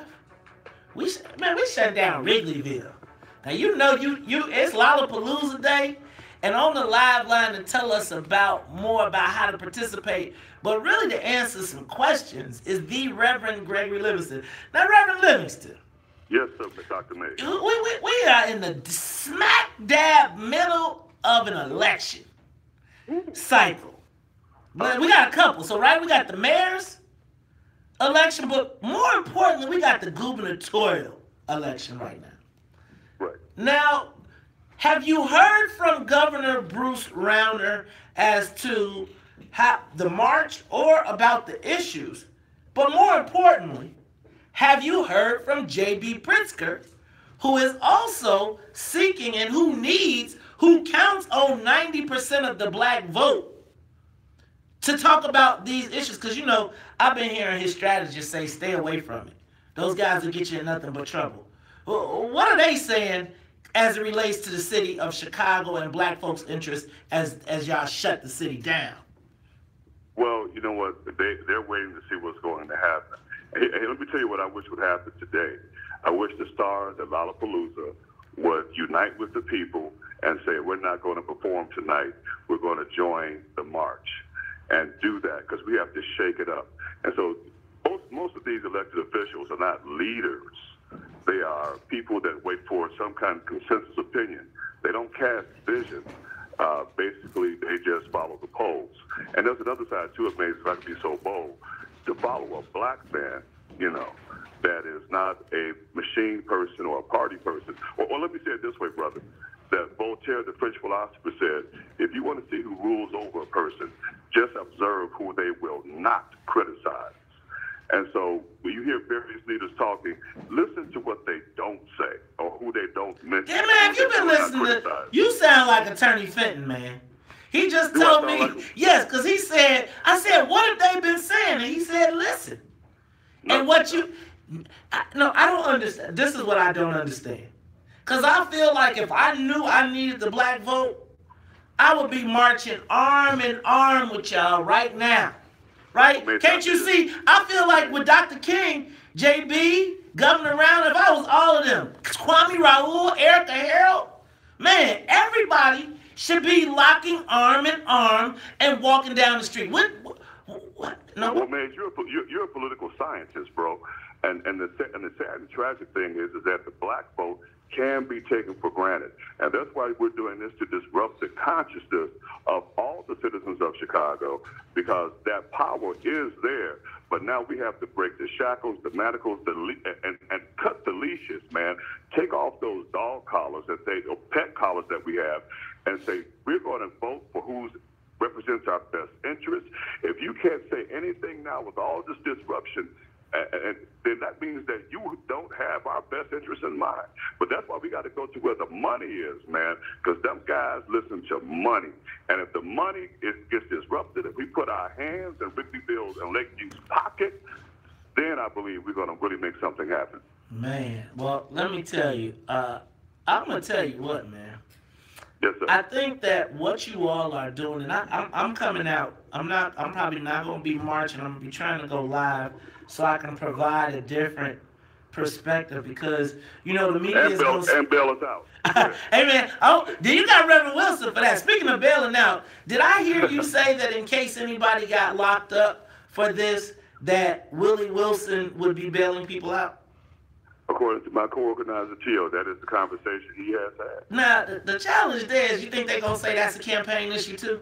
If he bailed the black people out, then you think they're going to write a letter and say, file a federal motion to put them in jail for bailing black people out of jail? What? Reverend Livingston, real talk, because you're doing this. Why is it so hard for black elected officials to stand with black people in your estimation? Because they're beholden, because they don't have enough faith, because they're scared. And we're here to give an infusion of courage. We need courage, man. We need faith, because this is what has brought us this far. We got to go back to what got us here. You know what the blues singer said? Whatever he was doing to get her, you got to do it to keep her. You know what I mean? So we didn't get this far being compromised. Last one, Reverend Livingston. Now, I'm going to tell you, I believe that there is a king of the black people right now. I do. I believe that the Dan Ryan shutdown was the official declaration of the king of black people. And I'm just curious to wonder, where is the good father in supporting his loyal subjects in shutting down Lakeshore Drive? Dr. Mays, I appreciate, what Pastor Flager does. I can't speak for Pastor Flager. He can speak very well for himself. And he is welcome to join us to get on the front lines with us. We would love to have him there. But I thought he don't agree with y'all, though. He said he didn't agree with your approach, and I don't understand why he didn't want y'all to just... When he says he doesn't agree with your approach, what does that mean? He doesn't agree with the fact that we call names like Rom, Eddie, and we call these people out. I'm just doing in the tradition of Jesus. He said, go tell that fox, King Herod, or Martin Luther King, who says George Wallace, that vicious racist, having his lips dripping with the words of interposition and nullification. We're just doing what we do, man. Man. Reverend Gregory Livingston, now tell people how they can get involved. If I want to go, where do I need to go? What do I need to do? What do I need to do to be prepared to participate in the shutdown? Bring yourself. And you'll be good to go. Go to our Facebook page, Buy Rom 2019, like bye-bye, BYE, Buy Rom 2019. If you're on the west side, go to 1256 North Waller. Buses will be leaving at 2:30. On the south side, go to 69th and Lafayette. At the McDonald's, buses will be leaving at 2:30. Catch public transportation. However you got to get there. Where do I need to get to? Belmont and Lakeshore Drive. Belmont and Lakeshore Drive. Oh, you're going in for real. Oh, you're going to the belly of the beast. Yeah, man. There's pretty boats on one side and pretty buildings on the other. Amen. But now we're gonna be like a double chocolate Oreo cookie, man. Now, are you shutting down both sides? Are you shutting down both ways? If we get the crowd to do that, we'll definitely do that. Why not? Man. It's kind of like when I was a kid and I was really rebellious and I didn't come home for 2 or 3 days. I just figured out if I came in late, I was going to get a whooping. So why not stay out a little bit longer? I'm going to get the same whooping. So, And Reverend Livingston, how do we define a win? How do we know that this was successful? When we stop having messengers bringing messages and the decision makers make the calls themselves. Oh, wait. You talk about some real stuff there. Ladies and gentlemen, that is the Reverend Gregory Livingston. He and a coalition of black men and women, black folks, taking their destiny into their own hands. Shutting down Lakeshore Drive today, y'all. Belmont and Lakeshore Drive.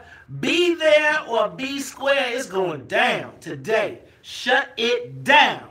We'll be back after traffic and the weather and the news. Live from the WVON newsroom, here's our news now. Sun beginning to peak. Yes, Mr. Brown. I was thinking the same thing. There you go, sir. gentleman, Jerry Brown, asked that I deliver a message. And I was thinking the same thing that he's saying, which is, he says, black folks who identify as Democrats, Pritzker doesn't have to walk lock in arms with the protests. I mean, it's to the point that we've been making, which is they already have the vote. They know that. And the powers that be that exist in the city of Chicago are more significant or more powerful than the illusion of losing the black vote, or potential of losing the black vote. Black vote is going to be the black vote. Y'all think they gonna stop it? I don't think they're gonna stop it. I don't think they can afford to stop it.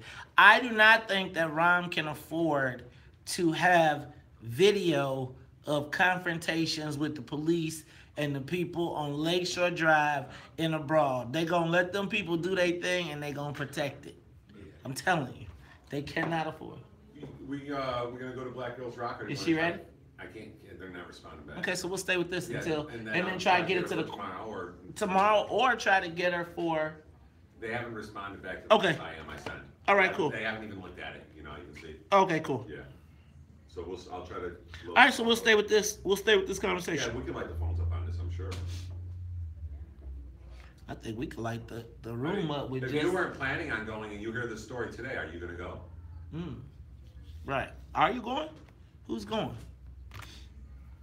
Or are you just going to sit home and watch the news? No, I'm gonna watch it on Facebook Live. Facebook. I'm gonna be watching it on Facebook Live. No, actually, I'm going with Fox News. And if you like a Facebook Live broadcast, is that just as good as going? Oh, you bogus for that. Is your protest being heard that Are way? you protesting if you share the broadcast?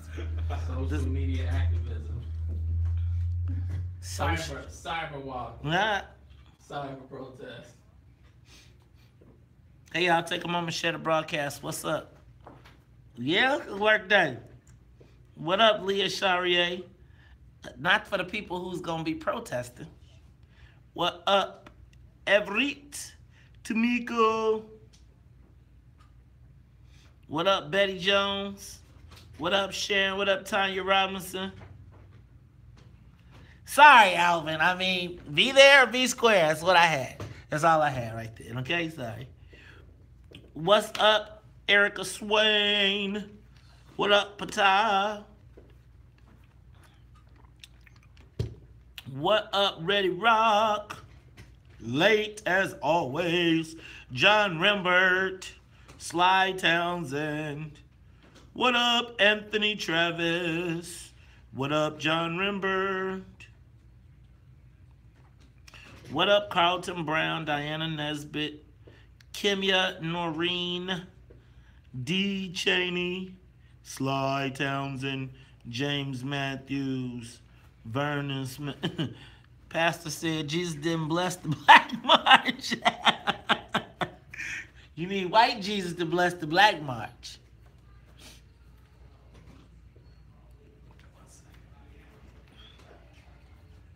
What up, Daryl Murphy? Twin, I'm going to hit it when I come back. What up, Leonard Hayes? What up, Celine? But, Celine, we don't provide their financial, but we do provide their vote support. So if we wanted to do something, then what you do is, it's either people power or money power. We have the people power. In the places where there's no money, it requires the people. What up?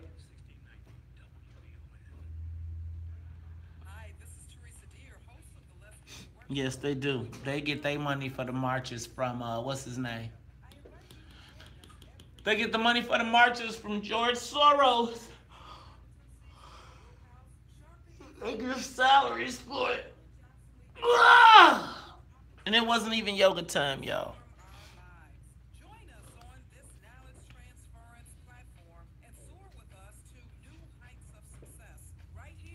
What's up to the YouTube famo? What up, Sheila? What up, B-Ron? What up, No PC? What up, Ronald Lewis? What up, Sheila? What up, TT? How y'all feeling? What's up to everybody on YouTube as well as Facebook Live?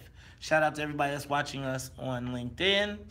Google Plus, as well as Twitter.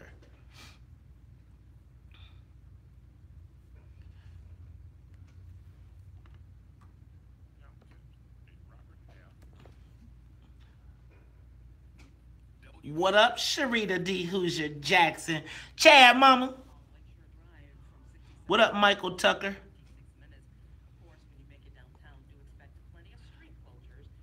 Man, I need an Uber to get to the protest, to the shutdown.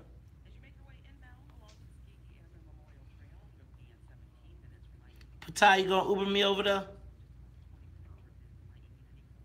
Yeah, 2 o'clock-ish is when you gotta get on the bus at 2:30. Get on the bus, Gus. 2:30. Get on the bus, Gus. No need to discuss much. Just turn on the key, Lee, and set yourself free. Get on the bus, Gus. No need to discuss much. Just turn on the key, Lee, and get yourself free. Cubs game start at 3. Cubs drinking start at 1. Them people gonna be good and lick it up.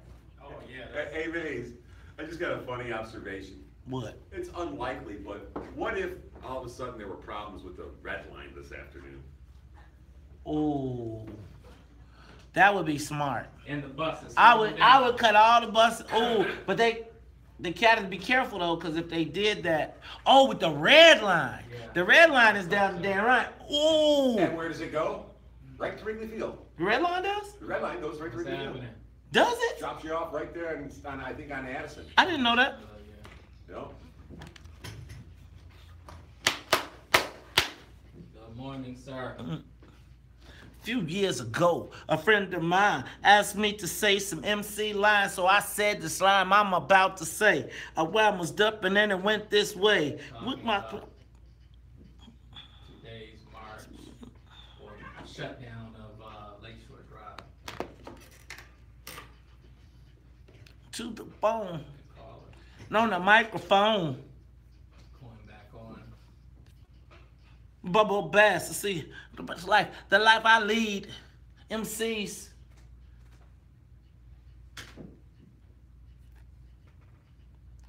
You are tuned in to the Talk Chicago 1690 AM. I'm your host, Mace Jackson. Sitting in with me is attorney Ernest B. Fenton. Now, y'all, check me out this Saturday. I'm going to be over at the True Vine Missionary Baptist Church, 6720 South Stewart, from 11 to 2, collecting old clothes and household items to help families in the community. You know, I like to give back. I'm going to be over there with my fraternity brothers, the men of Phi Beta Sigma, the Iota Phi Sigma, better known as Dark Side Chapter. Y'all bring your goods on over and help us do right in the community. All right, now, back to this march. Attorney Fenton, I'm feeling inspired, man. I was feeling a little, you know how you kind of be like, I was feeling a certain kind of way about shutting down the damn right, and I ain't gonna even lie. I was like, I cannot be doing the onward Christian soldiers. I felt like a crusader being led into the battlefield. But I'm starting to, this Lakeshore Drive shutdown though, being led by black men unabashedly saying we want a piece of the pie. We want to get to the table. Not even fronting about it. Talking about economics. Going into, let me just say, if you go to Wrigleyville, you like, oh no, white people, I know y'all turn the channel. I know y'all, but Wrigleyville, before a Cubs game, on the weekend that Lollapalooza starts, that might be a statement to some white folks. That's a problem. But don't, the overall concept of agitating or informing the city of Chicago that the disease, if you will, or the sickness that exists in many parts of communities outside of the North Side and black communities in particular is destined to spread to other parts of the city, to include downtown. That's a strong message. But Outside of that, I'm saying we need some type of program. We need a follow-up to it. So the potential to bring people to the table, as Dr. Reverend Livingston said, he said, well, we'll know that we've made a step forward or we have progress when they stop sending their messages. That is the powers that be. But when the powers that be, when they do arrive, what is it that we're going to put on the table? I'm so with you on that, brother, because I feel like I was looking yesterday, I posted this on my Facebook page, but like the Latino caucus, right? Like they ain't been marching, they ain't been protesting, they ain't been in the streets, they've been making some statements. And then I see this big old flyer and they having an event and they about to raise $1 million in scholarships. But that was like a tangible ask. Yeah. Like, how do we know this thing was successful? How do we know that, I mean, cause I'm gonna tell you, it's gonna be some, you talking about walking through Wrigley Field at 4 o'clock, them folks gonna be oiled up. You go home back to your neighborhoods and go kill each other. How do we know that this is successful? Does Rahm say, I bow down? Because I don't think Rahm nor Eddie are going to quit. So, what Attorney Fenton, what would make it successful in your eyes? Well, I don't think that, I think what Dr. Livingston articulated as one indicator of success is if it brings the right people to the table. So if that's their benchmark of success, then that's their benchmark of success because they created the protest. But what I will add to that in terms of success from my vantage point to include that will be well, actually my perspective. I don't think necessarily success will come from this march. I think that this march is just one link in a very long chain. So it will be successful if this link links to another link, which links to another link. So let me tell you what's probably happening in the political corridors, right? So it's probably some black folks sitting next to JB right now. Some black folks sitting next to the governor. Some black folks sitting next to probably less black folks sitting next to the governor. Some black folks sitting next to Erica Harold. There's some black folks sitting next to Kwame Raoul. Now on the Republican side, they already like y'all sold out, right? Y'all, you better stay away from that black stuff. But what are the black people that are sitting next to J.B. Pritzker? What are the black people that are sitting next to Kwame saying as it relates to this march? You know, like I feel like I want to see the candidate that is our champion addressing our issues. Have they held a press conference? Has anybody said, I stand with you, I understand? Because I'm going to tell you, I mean, attorney, I didn't hear what they were saying. I mean, I don't hear anybody saying much, and I'm trying to understand what I'm missing. Sir, they are not saying anything.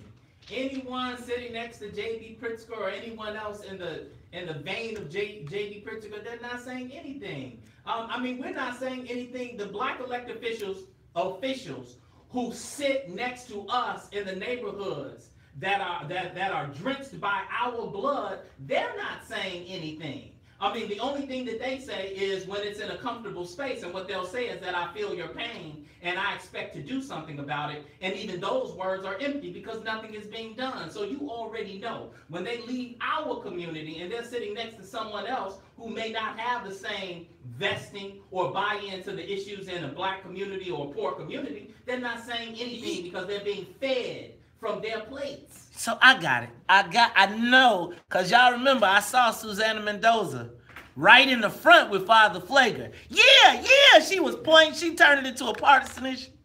She gonna be there? Who are our allies? We gonna have any Latino black and brown coalition? Who's with us? Who is with the black people right now? Why you shaking your head again? See, man, you keep making these faces shaking your head. Black people are barely with black people. Ooh, wee! Before we can ask that white people join us, Latino people join us, anyone else join us, before we can ask and expect anyone to join black people must first join black people. Black people must buy in, invest in the ideal of building up our communities, economic empowerment, real political power. We haven't bought into ourselves. So to ask us for someone else to join what is broken and dismantled and sitting dormant is ridiculous. So are we going in? Can I get a ride?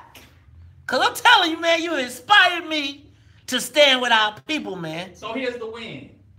Here's the win and here's the link. Perhaps the win and the link is this is at least, at the very least, it's an exercise in bonding black people. Oh, all right, y'all. That is attorney Ernest B. Fenton. It's Maze Jackson. We are talking about the shutdown. Are y'all coming to the shutdown? Let me tell you, if you want to go to the shutdown, buses are leaving from 69 West Lafayette at 2:30 or 12 if you're on the south side, or 1256 North Wallace at 2:30 if you're on the west side. Or you can meet them at Belmont and Lakeshore Drive at 4 p.m. 4 p.m. means that y'all going to be lined up, and it's going to be right in the smack dab middle of rush hour. Hey, yo, I'm just telling you, Lollapalooza. And don't be late. Wrigley, oh no, we gonna, you know, that's why the bus leaving at 2:30. That's why they tell y'all be there at 2:30 to get somewhere at 4 o'clock, because they already know. That's hilarious. Hey, but you know what the man, see, let me tell you how the man think. Let me tell you how the man and them think. The man came in and said, hey, Murs, wouldn't it be interesting if the red line stopped running today? Dang, black folks, pay attention. As Kimberly Agoin would say, black folks, stay woke. We'll be back on the Talk Chicago 1690. When we come back, we'll continue the conversation. It will slow down. Y'all like that, right? See how I did that? See how I did that right there? Attorney Finn, what time we leaving, man? Come on, attorney. We got to go, man. Like, I'm just saying, man. You're going in the opposite direction. Damn, attorney, come on, man. We ain't going. Come on, man. Pull out the. Let me see what that car you got out there. That's a Jeep right Oh, yeah, see? He got that fancy truck. We could just take. Look, he got 4-wheel drive, y'all. We could just go over. We could just take over, take some. Have people hanging out. Right, man. I'm saying we should drive the truck. If you do it, I get a speaker. We could drive. And I could be like, tune in to the WVON morning show. No, it's good. Meanwhile, Maxine Waters is on some DACA.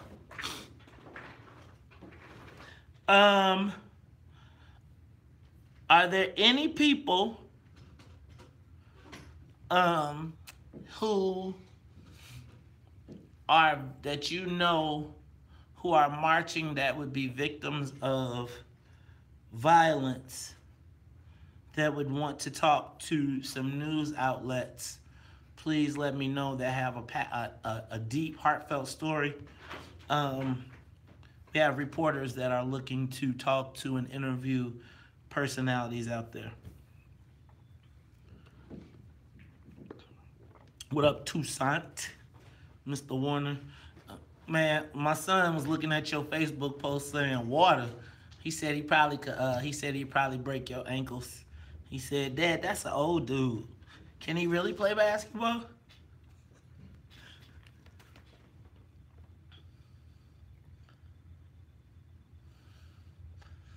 Hey, y'all, that's makes sense for you and what Ernest rights you have in filing the Chapter Tune into his show. 13 bankruptcy. Concerned that you may not be making the correct decision for you and your family? Good news is you have options. Call me 708-991-7268. Life happens. Whether you're prepared or not, getting prepared for life happening includes estate planning. What does that mean for you? A will, land trust, power of attorney? Confused about what's best? Good news. You have options. Call me 708-991-7268. Y'all tune in. That is the attorney Ernest B. Fenton. That's him right there. You can see him. Go ahead and tell them when they can find you. Every Saturday, 12 to 1 p.m., let's talk about building wealth, personal responsibility, investing in self, utilizing trusts, corporations, buying back, controlling our communities, and real estate investment and building businesses. There it is. Yep.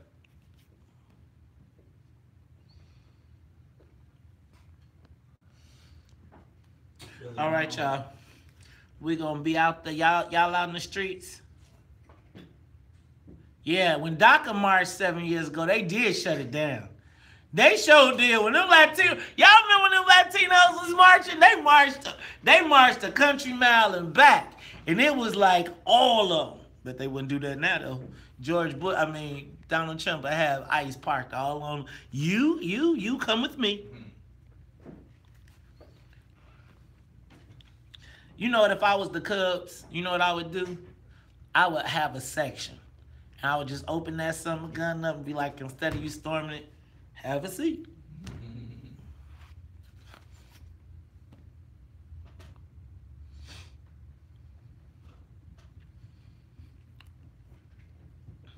Shout out to Gianno Caldwell, Chicago's own, back in covering the story for Fox News. That's right, Gianno, raised in the 6th Ward, left Chicago, went to D.C., got hired as a Fox News reporter. He will be here and at the NABJ, but he's going to touch down in Chicago today. Looking for some great stories that he can share that can be broadcast on Fox. If you got a story about how violence has impacted your life, don't hesitate. Hit me up. Inbox me. We try to get it together. What up, twin? I know the tickets already sold, but what I would do is probably find like a holding area, like the standing room only or something. I have free beer. I would have everything. Y'all be able to eat.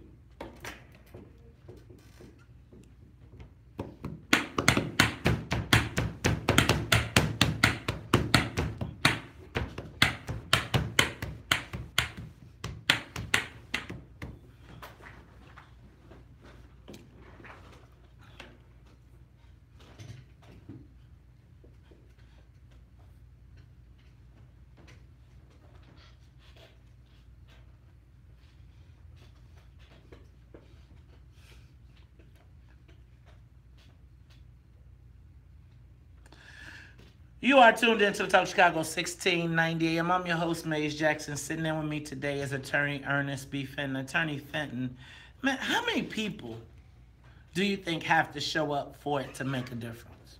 Like if 100 people show up, it's gonna be like they gonna be escorted.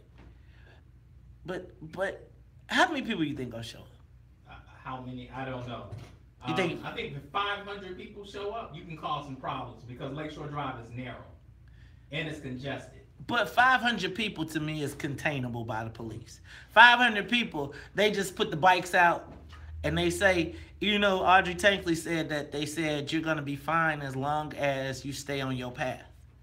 Right? So I don't know I feel like the police usually, like I remember Black Friday, they kind of had they used the bicycles to kind of keep you in the direction that you want to go. And so they used the bike as like a weapon, like a shield, like a barricade.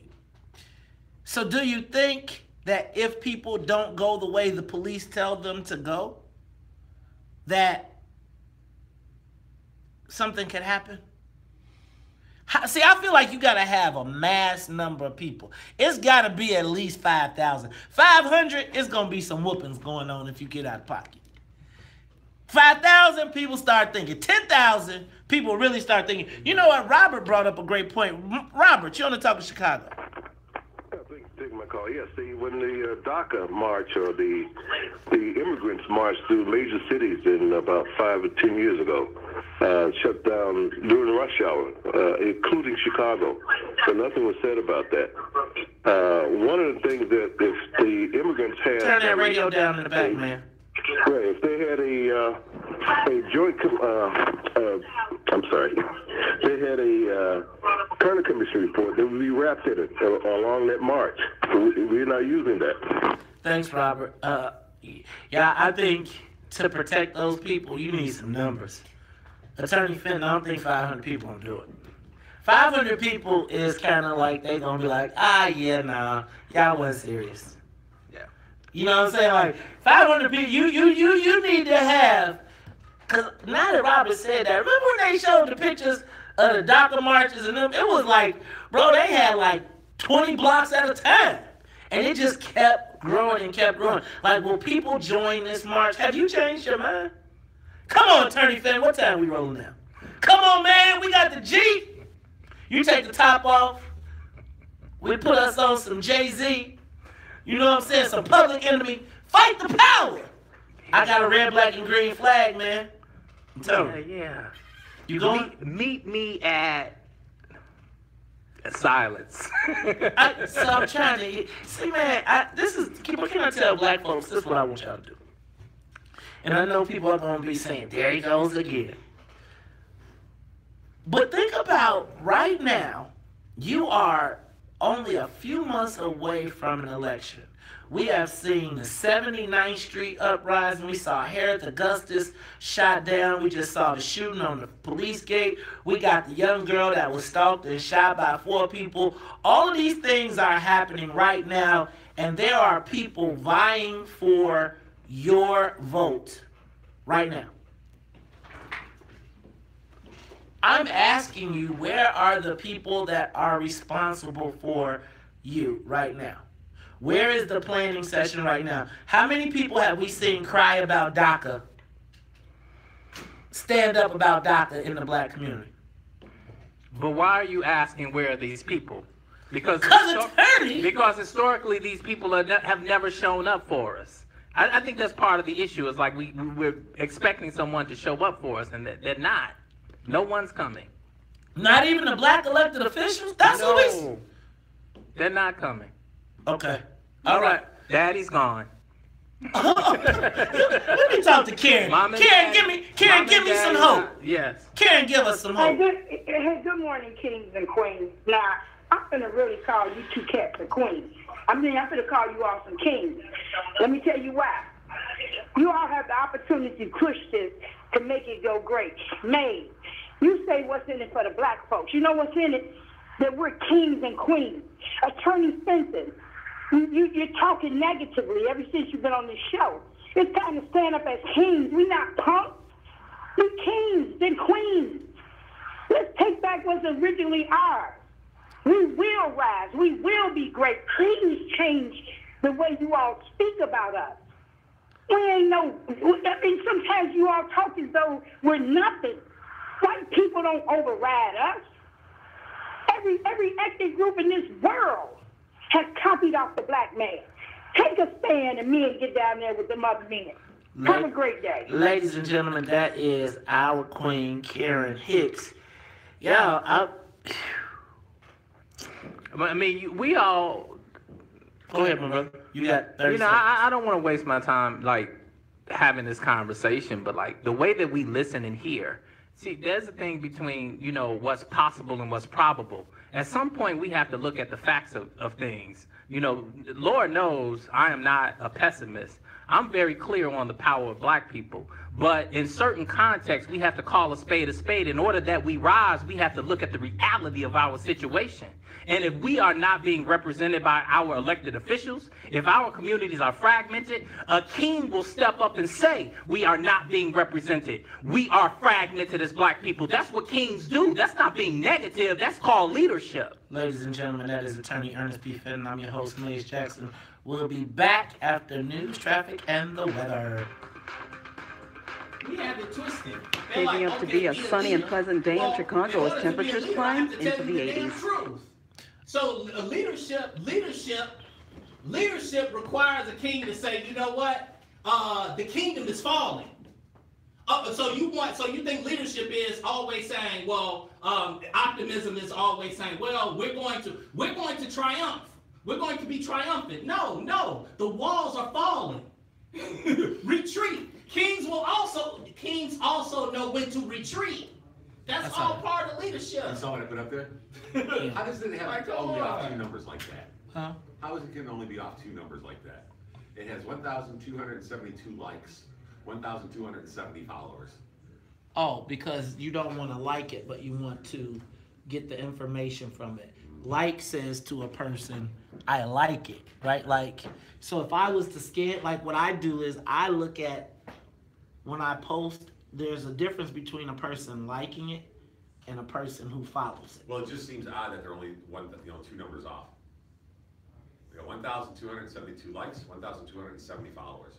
I was like that kind of, yeah, that even? For like maybe 50 for my, and then my, as the show increased in popularity, my follows increased. They don't even have an event set up for it. Okay. So again, and therein is the issue, etc. So I think Attorney Fenton is right in the fact that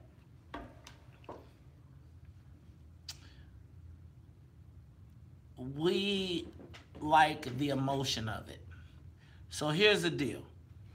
If you're gonna do something like that, then what you need to do is get the buy-in of the people. If you know, get the buy-in. Don't hope.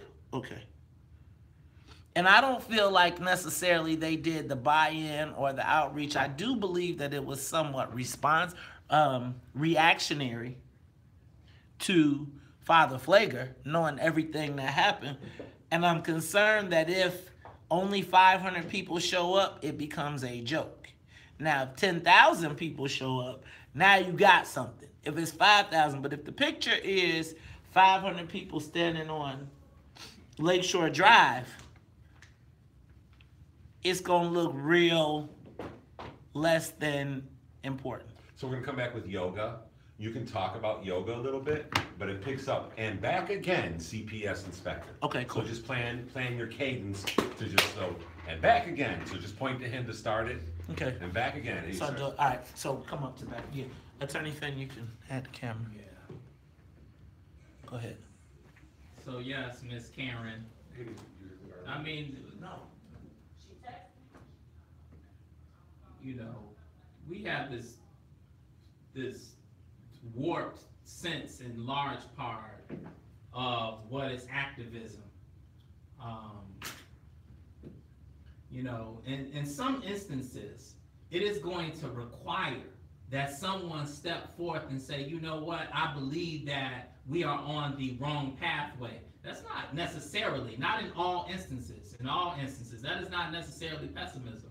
That's not necessarily someone speaking as a coon or a sellout. I mean, black folk, we are also now in this culture, and even May said it. It's like we want to behead anyone who doesn't sound like the majority of black folk. If you're not out there talking about Wakanda, black fists in the air, then you're not down. Then you're a sellout, and that's just not true.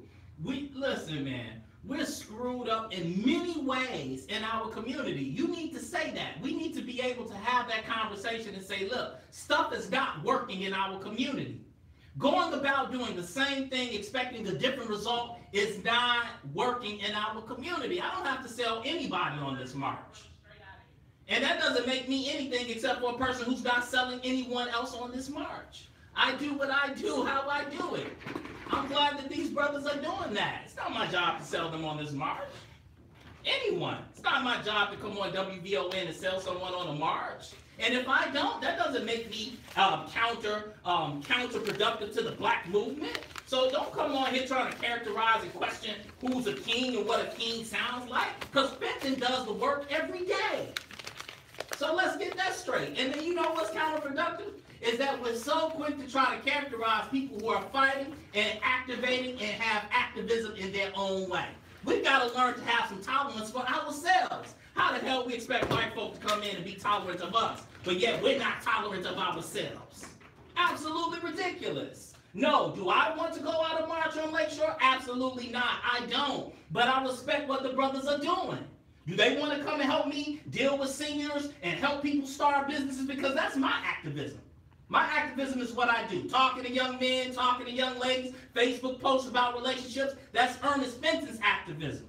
If Mays doesn't want to comment on my post and say, hey, yeah, young ladies get married or start an estate plan, then that's fine. Let this man let him be the activist that he is.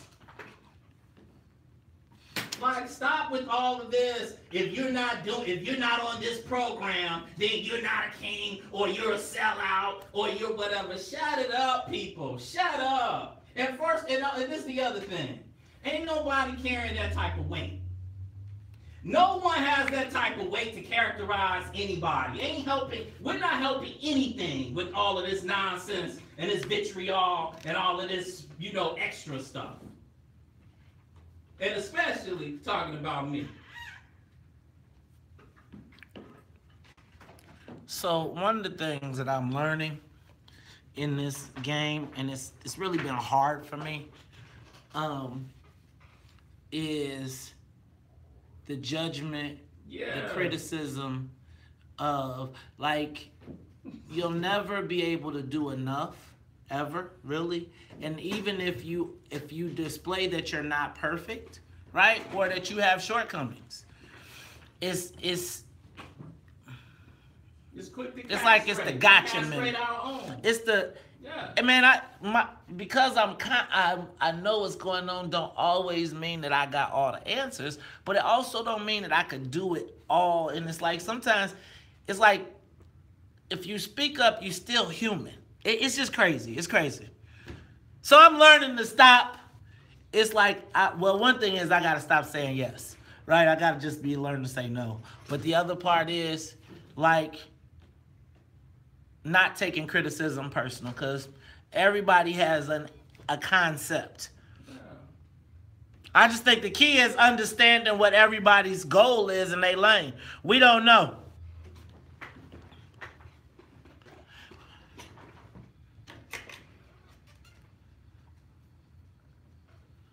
And the truth is the truth.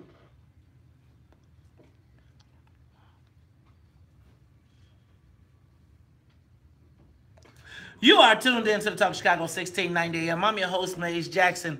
Man, and sitting in with me is attorney Ernest B. Fenton. But you know how we do at the top of every hour.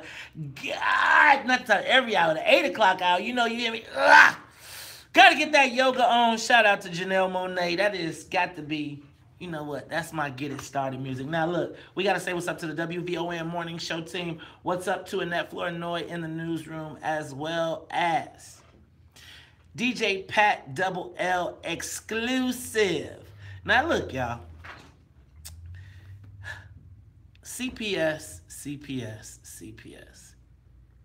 Seems like, y'all, it just seems like every time I think about CPS or every time we hear about CPS, there's a story. Now, yesterday we touched on the role of preachers in taking $70 million, but we are now going to talk to CPS Inspector General Nick Schuler. Nick Schuler, welcome back to the WVON morning show.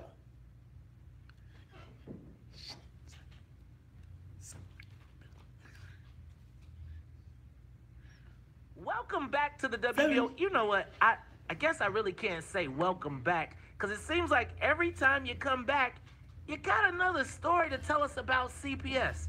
What's going on this time? Yeah, so this time we reported on some more fallout from the time when Barbara Byrd Bennett was the CEO of CPS. And basically we found that an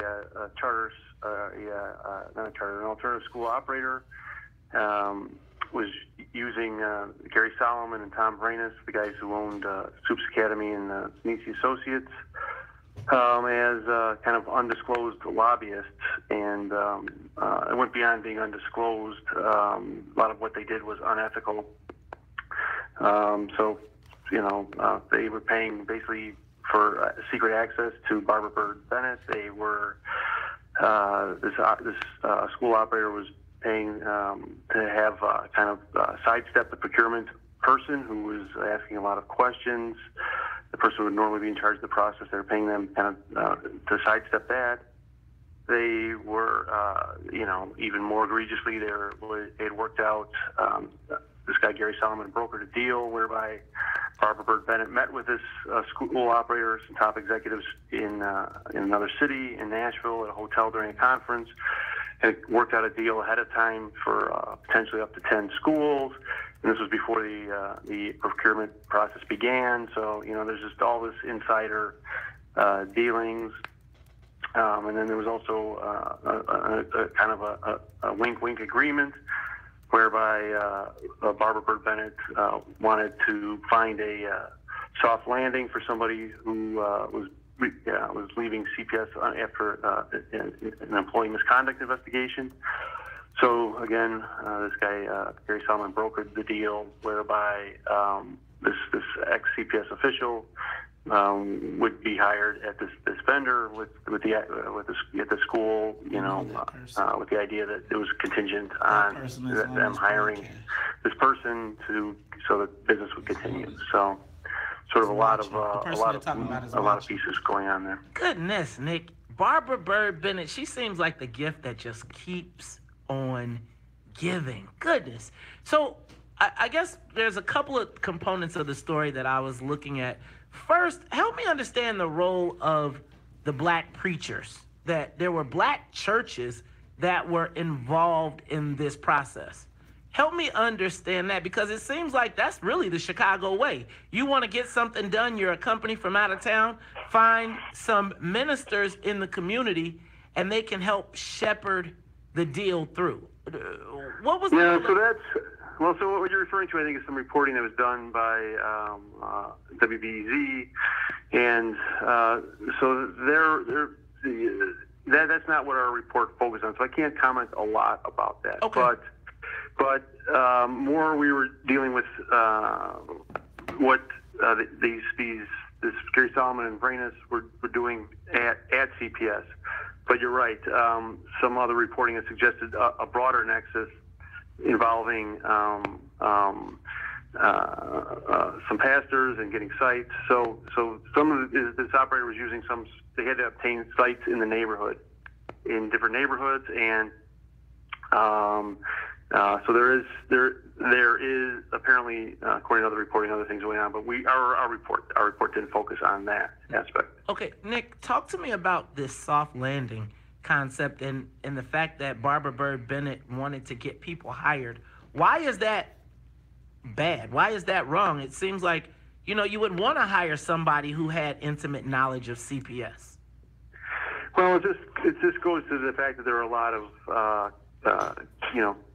hand washing, mutual hand washing and kind of, secret deals that are tied into this public contracting process, and all these sorts of side deals don't really have any place in the public sector, and they raise questions as to whether the work is being awarded strictly on the merits, and because CPS needs it and wants this operator, or just because they have somebody who's amenable to going along, just kind of going along and to get the work. And then of course you have to question how if a vendor's willing to enter into an arrangement to keep getting work, whether CPS would ever, hold them accountable. Once they've done something like this, because arguably the people at CPS would, feel indebted to them for doing this. So, it makes for a tangle of all these side relationships, and with no transparency from the outside to see into this. I mean, it really raises just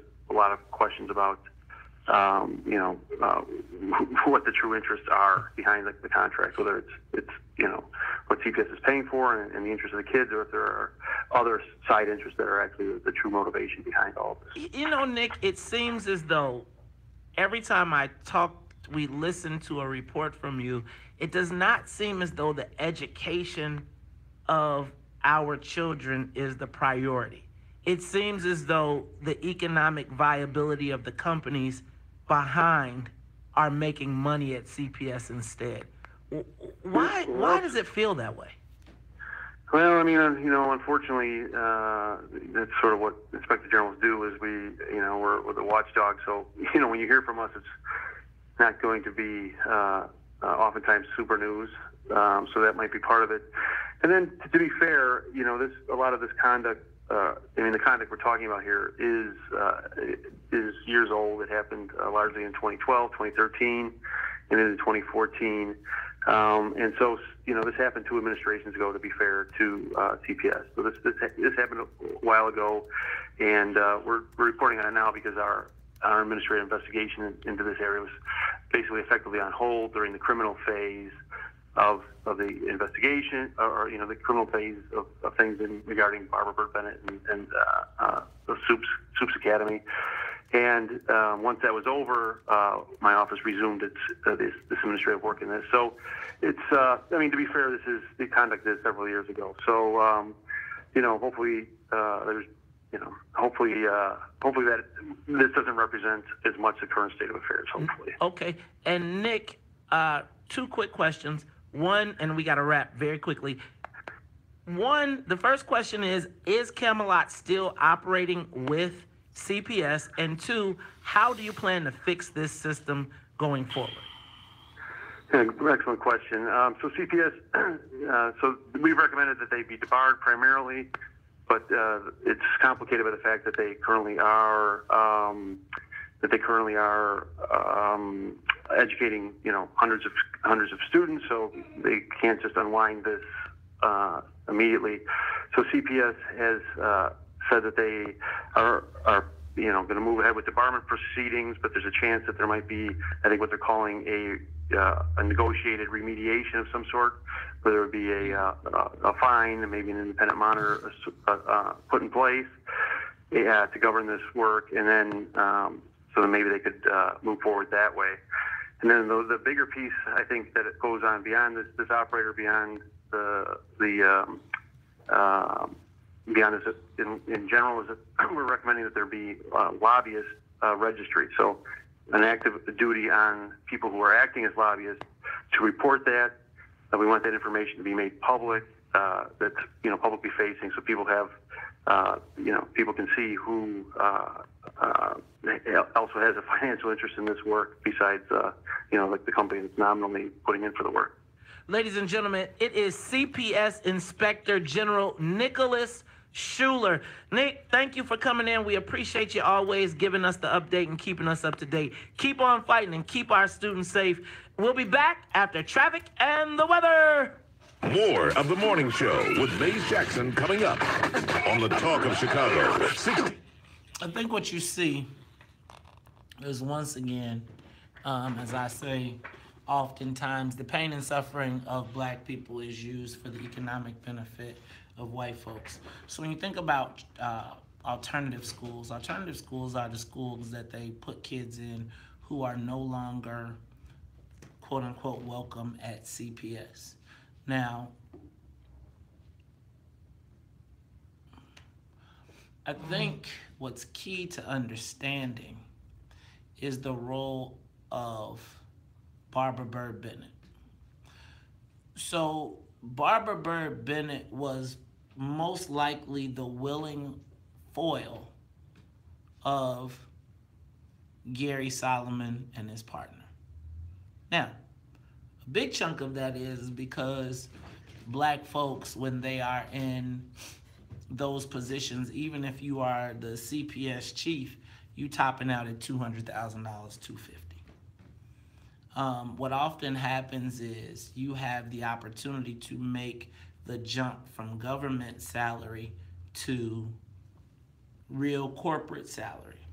So what often you do is the organization will do their best to get one of their people in the decision-making spot, right? And once you get your person in the decision-making spot, then what you want them to do is green light your multi-year contracts. Oftentimes, multi-year contracts that go beyond the tenure of a mayor or a whatever. So when you look at Barbara Byrd Bennett's situation, she got the slot. And when she got the slot, they had a plan. And the plan was, man, we're going to create, you know how I talk about using other people's money to build an infrastructure?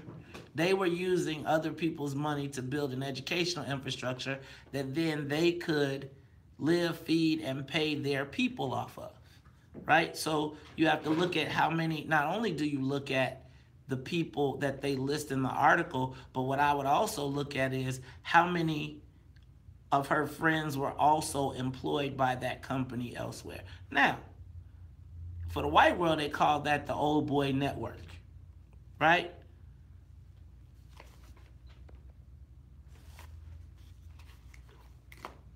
But it's unspoken and you don't talk about it, right? It's like Forrest Claypool, the reason he was giving all that money to them law firms was to ensure that on the day that his D-Day came, he had already put his salary somewhere else. I think the biggest thing that you should look at is that our kids are, the CPS education is not looking at the education of our kids so much as the profitability of the opportunities that come. So when you look at CPS, it is a treasure trove of contracts. And what's crazy about this is I didn't realize there was no lobbyist reporting, but they were getting paid $25,000 win bonuses just to get it done. That's the same thing that Stuart Levine went to jail for. That's the same thing that they got Blagojevich for, started the Blagojevich stuff.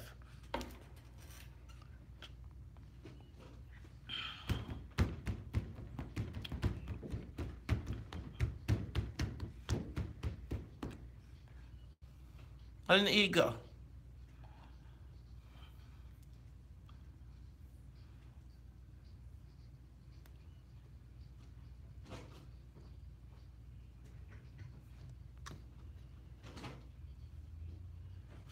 You are tuned in to the Talk Chicago 1690 AM. I'm your host, Mace Jackson, sitting here with attorney Ernest B. Fenton. Attorney, we just heard from Nick Schuler. He is the Inspector General of CPS. And once again, it seems like CPS is not the priority at CPS is not the education of the children, but the money and the contracts that can be made by having that relationship. Attorney Fenton, what do we have to do to get this thing right, to make education the biggest story coming out of CPS as compared to these scandals? We've got to care enough about ourselves. We have to care enough about our children to inspire us, to excite us, to activate, galvanize us to begin to be active in the education of our children, which then will lead us to the doorsteps of the policymakers and the public system that informs and creates our educational system. And then watchdog over it and participate in it, and then hold those who are accountable that deprive us of the resources and the education, hold those folk accountable. So we have to care about ourselves enough to do something about it. So my question would be, like, what kind of things can we do? Because when you see that, right, right now we talking about $70 million right now in just, 50 million in this cluster, 20 million with the other contracts. Do you understand how much money just transferred that these white folks are making off of the education of our black kids? It seems like a profit center as compared to truly being about education. Let me turn the question on you, though. Go ahead. So where are we in making certain that our children are educated and that the resources actually are utilized for our education, other than finding out after the fact and reacting to the fact that we've been sold out in another way? Well, you know what, Attorney Fenton, and so again, I tell you, I've been blessed, and I made a decision to pull my kids out of CPS, right? I did. But as I continue to see these challenges, right, who's talking about them? We hear these fake stories. I was just looking in the paper today, and they were saying CPS is making these great advances, but guess who's last again? Yep, and by the time we start talking about it, it's too late. Well, then they do stuff like close NTA, where you got black kids doing well, and they shut the school down. It just seems like this whole elected school board thing that we voted for overwhelmingly. It seems like every week we've got a new story out of CPS, and it does not seem to be a priority for parents unless their school is closing. And I don't want to say that. I want to say, like, how much is enough? Like, when do you storm the Bastille for your kids? Because I don't think, like Attorney Fenton, the people that I know, like the white folks, they pull their kids up out. Well, let me tell you when we'll do that. And to Ms. Hicks' point, negative. Listen, folks, until we begin to face the reality of our situation, like face it, we'll never be able to resolve it. We won't be able to storm the educational hallways or wherever, the valleys, to bring back the resources for our children. One, because, again, our homes are fractured, because mom was tired. Because, mama had to work 2 jobs. Because daddy got fired.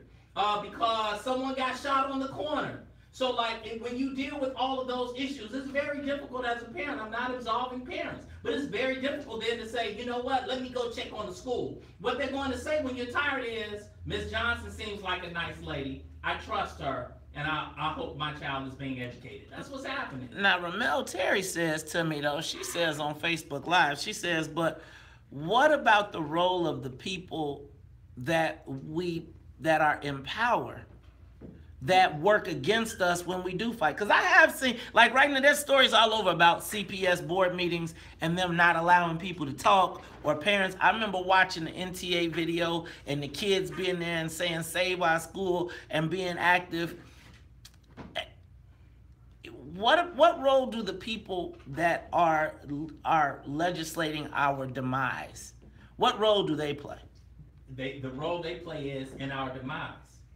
You be killing me, man. It's like, you know what? You be like, let me take that. So do you think?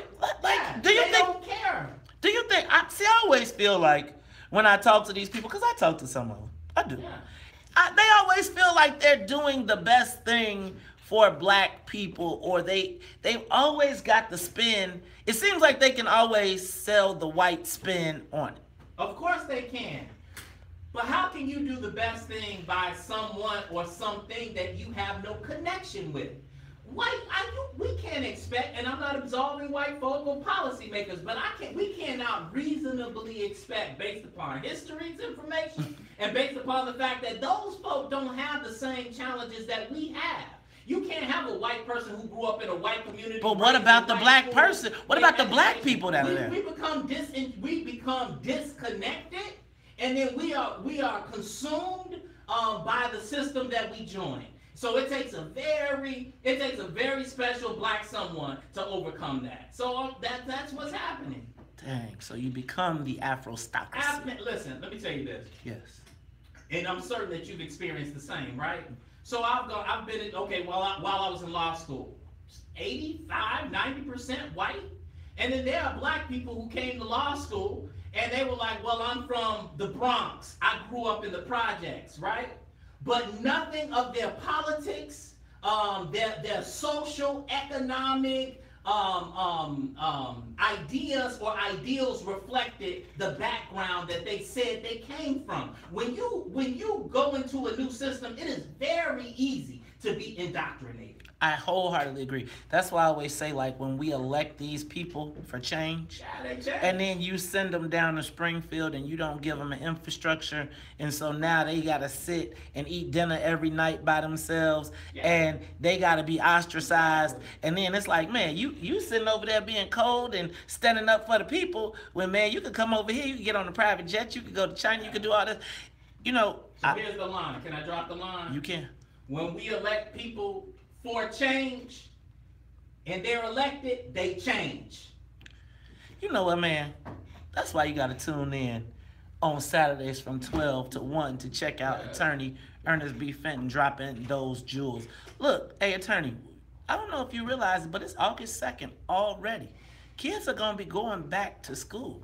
When we make this choice today on The Choice, Next Level Health, Dr. Cheryl Whitaker is going to be talking to us about some of the things we need to do to prepare our kids to get ready to go back to school already. We'll be back after traffic and the weather. It's a little bit of news, too. It's Talk Chicago 1690. Yeah. And that's pessimism. No, that's leadership. we don't want to hear the truth. Because the truth requires that we be more than who we are. That's the truth. We've got to do the work. As long as we continue to look to other people to solve our problems, we're in trouble. So, sister, until we start talking about the fact that we're fractured in our community, that we don't have strong enough bonds in our community, that too many homes are broken in our community, we'll never be able to resolve the issues. That's the truth. The shutdown. Call it negative. Okay. It's not negative. We'll it's have Rehan Rondo, right, and Dr. Wendy Balayan, who can put that in the promo. Also, we'll talk about Roquan's contract with Otis Wilson. Okay. Okay. Is that cool? Work for you? Yep. And hopefully we'll get young lady for tomorrow. Okay. You know, that's how you grow. You grow in the spaces that are most uncomfortable in your life, most often. And maintain the ones, you know, that you're comfortable with. So Kenu, you know, I think that we say the first thing that black people need to do for themselves is vote. But could I just suggest that the Latinos don't vote and they get, the Chinese don't vote and they get. They have self-determination and they control their communities, in my estimation. And oftentimes what you find is that those elected officials are beholden to the company. I had a real interesting conversation yesterday, and somebody was telling me that a lot of the Latino, the reason you'll never see Latino youth come against their elected officials, like openly marching against them and stuff like that, is because there's another tie that binds them, and they wouldn't do it for some other reasons. It was some real interesting stuff. Yeah, it's a ridiculous notion. Listen, I'm using a very strong word. It is a ridiculous notion. And don't get me wrong, there's a place for voting. I'm looking at mine as well. Emmanuel Sullivan made a good point. Don't get me wrong, there's a place for voting. I mean, certainly politics play a role, but politics plays much a smaller role than what we seemingly give to politics. Until you vote with consciousness, until you vote yourselves into action, until we make a shift of our mindset, we can vote all we want at this stage of things. At this stage of where we are in evolution in America, and as almost as humans, the vote has less of a consequence. Of course, the vote was much more significant when, quote unquote, we were enslaved. The vote carried much more weight because it was a question of, will I be enslaved or not be enslaved? And of course, there are remnants of slavery that still exist, but what I'm saying is that we've evolved enough into the fabric of America such that the vote and the political system has less of an impact on who we are, and fortunately, we have more control over who we can be in this system, and not just in this system, but across the world. So the world has also evolved. Before, we couldn't cross the waters as easy. We couldn't emerge or morph into other systems and other countries. Now we have that open up to us. It's the same conversation we have with children. What we say to children as older people, middle-aged, older folk, we say, look at all the opportunity you have, children. You know, I didn't have the internet to assist me in writing a book report or to help me with my homework. The world is your oyster, children. Well, guess what? The world, too, is our oyster. Middle-aged folk and older folk are acting as if the world and technology and other opportunity has not evolved for us, and we can constantly looking outside of ourselves as if the answer rests there, when all we have to do is take up the mantle and choose who we desire to be in this system, period, and for ourselves, or not. We can opt out of America. Did you forget about that? We're sitting here complaining. Opt out. Leave. No one's holding us here. You know?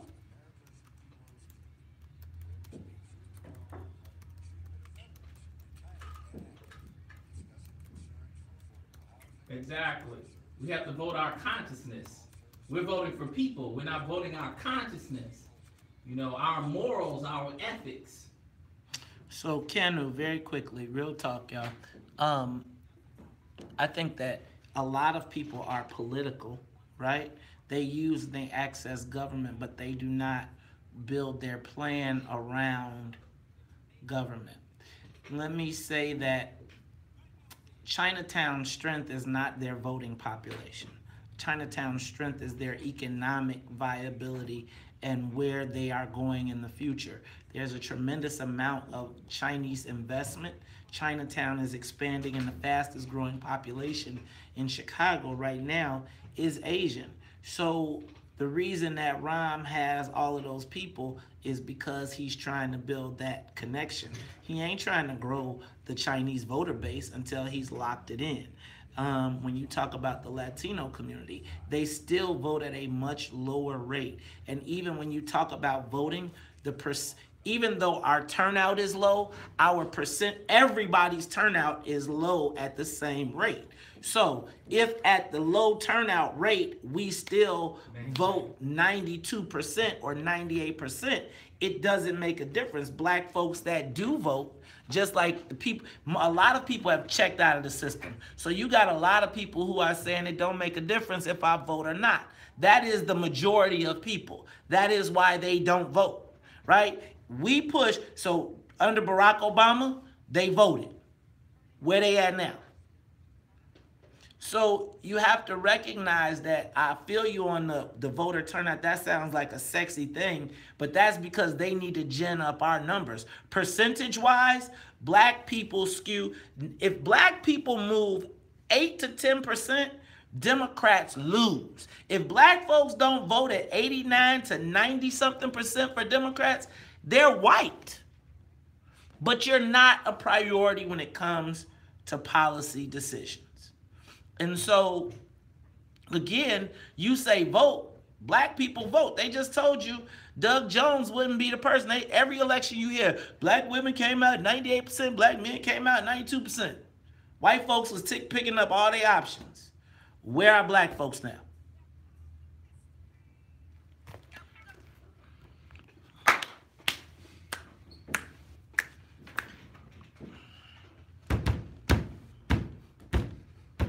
We're back.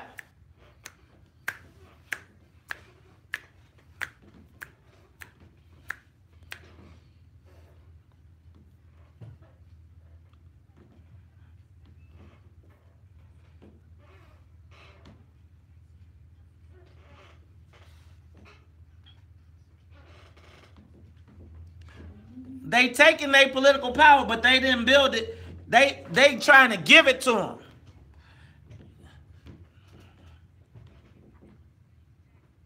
How we do after the 8:30 break every day, it's The Choice.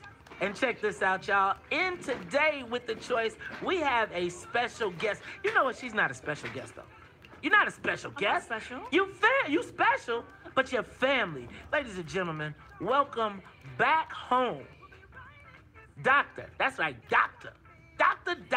Cheryl Whitaker. Good morning. With The Choice today. Good morning. Dr. Whitaker, so you got The Choice today. Now, y'all know Dr. Whitaker is from Next Level Health. That's our healthcare choice. Dr. Whitaker, today's choice, what song was this? I See Victory from Hidden Figures. You see Victory? Kimberell and Pharrell. I love this song. Kimberell and Pharrell. You know what? This song you got me feeling like it's kind of like a church. We're in church. Wait, yeah. like we got a church with a hip hop beat and everything going on. Now, Dr. Whitaker, it's one more example of how, when you pick this song, it's one more example of how Next Level Health is in tune with our community. Because I'm going to tell you, when I think of a doctor coming in, I think of the doctor picking, oh, solo mia, oh, Lord, right? Because, you know, y'all so sophisticated. But it seems like Next Level Health is in tune with our community. When I say our community, because you know what I like to say, what's in it for the black people? When I say what's in it for the black people, Next Level Health is in it for the black people. Dr. Whitaker, what y'all got going on right now? Well, you know, Maze, yesterday we had our all-company meeting, and this was one of the anthems we played, and we did have church. Wait, y'all do this at the meeting? At the board meeting? The whole company stood up, and we were clapping and just fellowshipping for a minute there. So this song is special meaning. Next Level Health, you know, we're a STEM company. Like 70% of the jobs are really related to math and science and quantitating data analytics. So we're trying to bring that skill set into our community so that folks not only have a job at Next Level, but we're looking at growing folks for their potential going forward. So it's about the members and it's about the people who work at the company. Wait a minute. Now, when I think of Next Level Health, I don't really think about economic impact. I think about getting your health right. I think about them saying, man, you got to eat right, live right, getting your health care service, getting your bodies in tune. And dealing with issues, but you also provide an economic impact to the community. So Next Level the Black community. Well, you know what? We care absolutely. 90% of our revenue is spent on providing health care. Absolutely. But we also care about the 150 people who work at the company and how we can grow them and provide impact. We provide a paycheck, a 401k, health care, dental. We're providing a full benefit package. And we're also trying to provide some well-being that goes along with the tough jobs they do every day. Now, let me tell you something, Dr. Whitaker. You know what? Some people can come in here and say try. You don't get to come in here and say try because y'all are doing it. Like real time up front. And you know what? One of the things that, you know, like I always ask what's in it for the Black people. And sometimes they always want to put like a Black person in the front. But we got Dr. Whitaker. Now, this is our own Dr. Whitaker, right? And so when you are making that choice for your healthcare provider, when you got to hit the box, we need Black folks to recognize the companies that are with us. And the company that is with us is Next Level Health. Now, tell people how they can sign up and find out more about Next Level Health. Well, you know, you get letters in the mail asking you every year. You have to re-enroll. We want you to choose us. We want a chance to serve you. Our doctor is in your network, Access Community Health, Near North Health Center, Family Christian Health Center, Friend Family Health Center. We've got a doctor in your neighborhood. So find your doctor, then find us. Now, Doc, check this out. It's back to school time. Back to school. Back to school. Everybody got to get their physicals. We got to get ready. Now, besides getting school supplies, there's things that you at Next Level Health are recommending we need to do to get our kids ready, our children ready to go back to school. Thanks, Maze. And really getting back to school is a head game, right? So you got to get your head right so that you're ready to have a fantastic year. Here's a few things we like to recommend. Number one, start setting that bedtime soon, right? So kids get to kind of loosen up in the summer, but you know what? Kids need a regular bedtime. Doc, but you know, I was just talking to my son about this yesterday, and he was looking at me like, Dad, I still got like 3 weeks. You're trying to make me go to bed early. How many weeks should it be before we get the people started? Doc, I'm thinking 2 to 3 weeks. We want to get the kids into a regular bedtime schedule routine. That means, you know, brush your teeth, get your things laid out for school, just know what you're going to do. We like to start 2 to 3 weeks ahead of time. What other tips? Let's also practice getting up on time, right? So most people need to be up by 6 a.m. so you can get out the door by 7:15. You want to practice getting up a couple of weeks ahead of time. Don't wait till the first day of school to try to get up at 6 o'clock. You know, any victims of violence. That first day of school, I remember trying to get up for that first day of school today, and I'd be like, nationally, let me know. All right, so, yeah, well, okay, I'm ready with that. I can handle that. So we need parents to kind of re-engage with your kids. Say, let's establish that mealtime again. Let's start sitting down at 6:30 together as a family. I'm not saying you have to cook. I'm saying whatever you guys are going to eat, it could be peanut butter crackers or tuna and crackers, but you want to establish some family time every day. Kids love this predictable time that they can sit with their parents. They know they can talk about anything that's bothering them at that time. You know what, Doc? That's a very good point, because can I tell you something?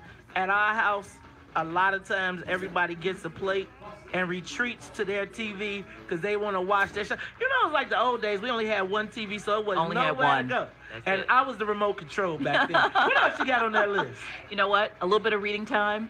It's time to start reading, folks. I need you to grab a book, any book, and spend some time reading. Not on your phone, not on your iPad, get a book and start read looking a book? At it. Read a book? Just read a book. Remember that? You can look at a book and follow it through. It's so hard. Man, I got an iPad for that. I got an iPad. You want me to go back to the old school books? I want you to go back to the old school book, because most places we're still learning with books. There's some books online, absolutely. But that skill of your kid has to visualize looking at a table of contents, being able to find what's in that book. So it's a good exercise, and I'm going to recommend we start with about 15 or 20 minutes, like real soon. Like let's start today. Oh, you know what, book? Watch out. I'm coming home. I got a book. Now, what else you got on that list? One more. One more. This is easy. Hey, let's start with affirming statements for the school year. Parents, start saying I love you. Start saying, hey, I know you're going to have a great school year this year. Hey, I know you're going to have some good study habits. Start putting positive message into your child's head, so that when they hit the school on day one, they know why they're there and they know you're supporting them. Now, ladies and gentlemen, that voice you hear in the background, that is our very own Dr. Cheryl Whitaker. That's right, she's a real doctor, but she's also the boss over at Next Level Health. Now, when you got that choice, when that form comes to you in the mail, when you got to pick, I want you to think about what we talk about right here on the WVON Morning Show. What's in it for the black people? Next Level Health is in it for the black people every day. Not just providing the healthcare services, but they're also in it for the black people, providing jobs, economic resources. And check this out. It seems like everywhere I go, every festival, every community event, we're there. Next Level Health is there. We're there. We're with you. Community, we're with you. Ladies and gentlemen, this and black community, she's with you. Next Level Health, that's our healthcare choice. It's Talk Chicago, 1690 AM every day after the 8:30 break. It is the choice. Today's choice was given to us by our very own Dr. Cheryl Whitaker, Next Level Health. We'll be back after traffic and the weather.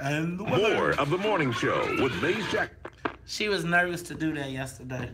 She ain't think I could handle it. She was like, you think we could do 10 minutes? I was like, we could do 10 minutes. She was like, Maze, that was really fun. I was like, I'm not really as big of an asshole as everybody thinks. How y'all doing today? I hope everybody's having a great day. Take a moment, share the broadcast. Share the broadcast, share the broadcast. Share the broadcast. What up, Martin William? What up, Sharon? What up, can you? I think black people vote at the rates that they've been getting their returns on, right? Like, the people who ain't voting ain't seeing the benefits of voting. Everybody black voted for Barack. How they do? They better? You better off or worse off? Oh, y'all want to talk about that. I don't see nobody talking about they giving no money back in their paychecks. You heard that yet? I ain't heard that yet.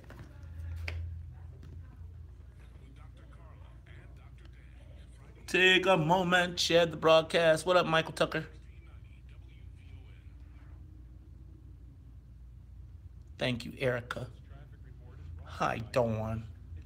Okay, Patai, I do think I'm going to need a ride. I got to figure it out, though, because my son is in basketball camp. So I got to get him from basketball camp. Shout out to Jabari Parker, who is hosting his camp today. Will I be a sellout if I take care of my son today, y'all? Like, will I be a sellout if I don't leave him sitting in the gym? Nah, I'm going to try and get out there, though. Nothing from nothing leaves nothing. Hey, Regina, you gotta have something if you want to be with me.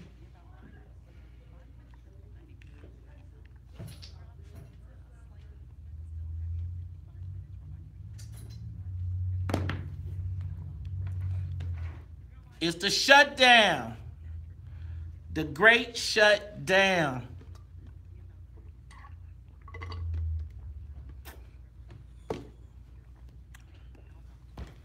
Nothing from nothing leaves nothing. Nah, they want you to pick which white boy is better. Don't neither one of them care about you. But y'all got to pick which white boy is better. Cross yourself off. Same people wouldn't even speak to you if they saw you on fire, wouldn't piss on you. But what can I tell you? Take a moment, share the broadcast.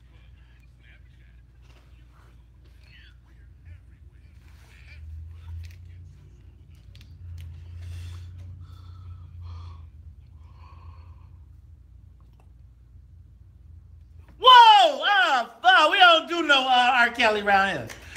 Come on. You are tuned in to the Talk of Chicago 1690 AM. You can kill that R. Kelly, man. We don't do that around here, man. Nah, you don't even got to fade him. Just turn him off. Just turn him straight off. We don't even do R. Kelly. Hey, y'all, this is the Talk of Chicago 1690 AM. I'm your host, Maze Jackson. Sitting in with me, Attorney Fenton. We are wrapping up again. Wait, don't laugh at me, man. I care about the babies. Right. Because, see, I'm scared R. Kelly be somewhere around watching this video trying to pick somebody. All right.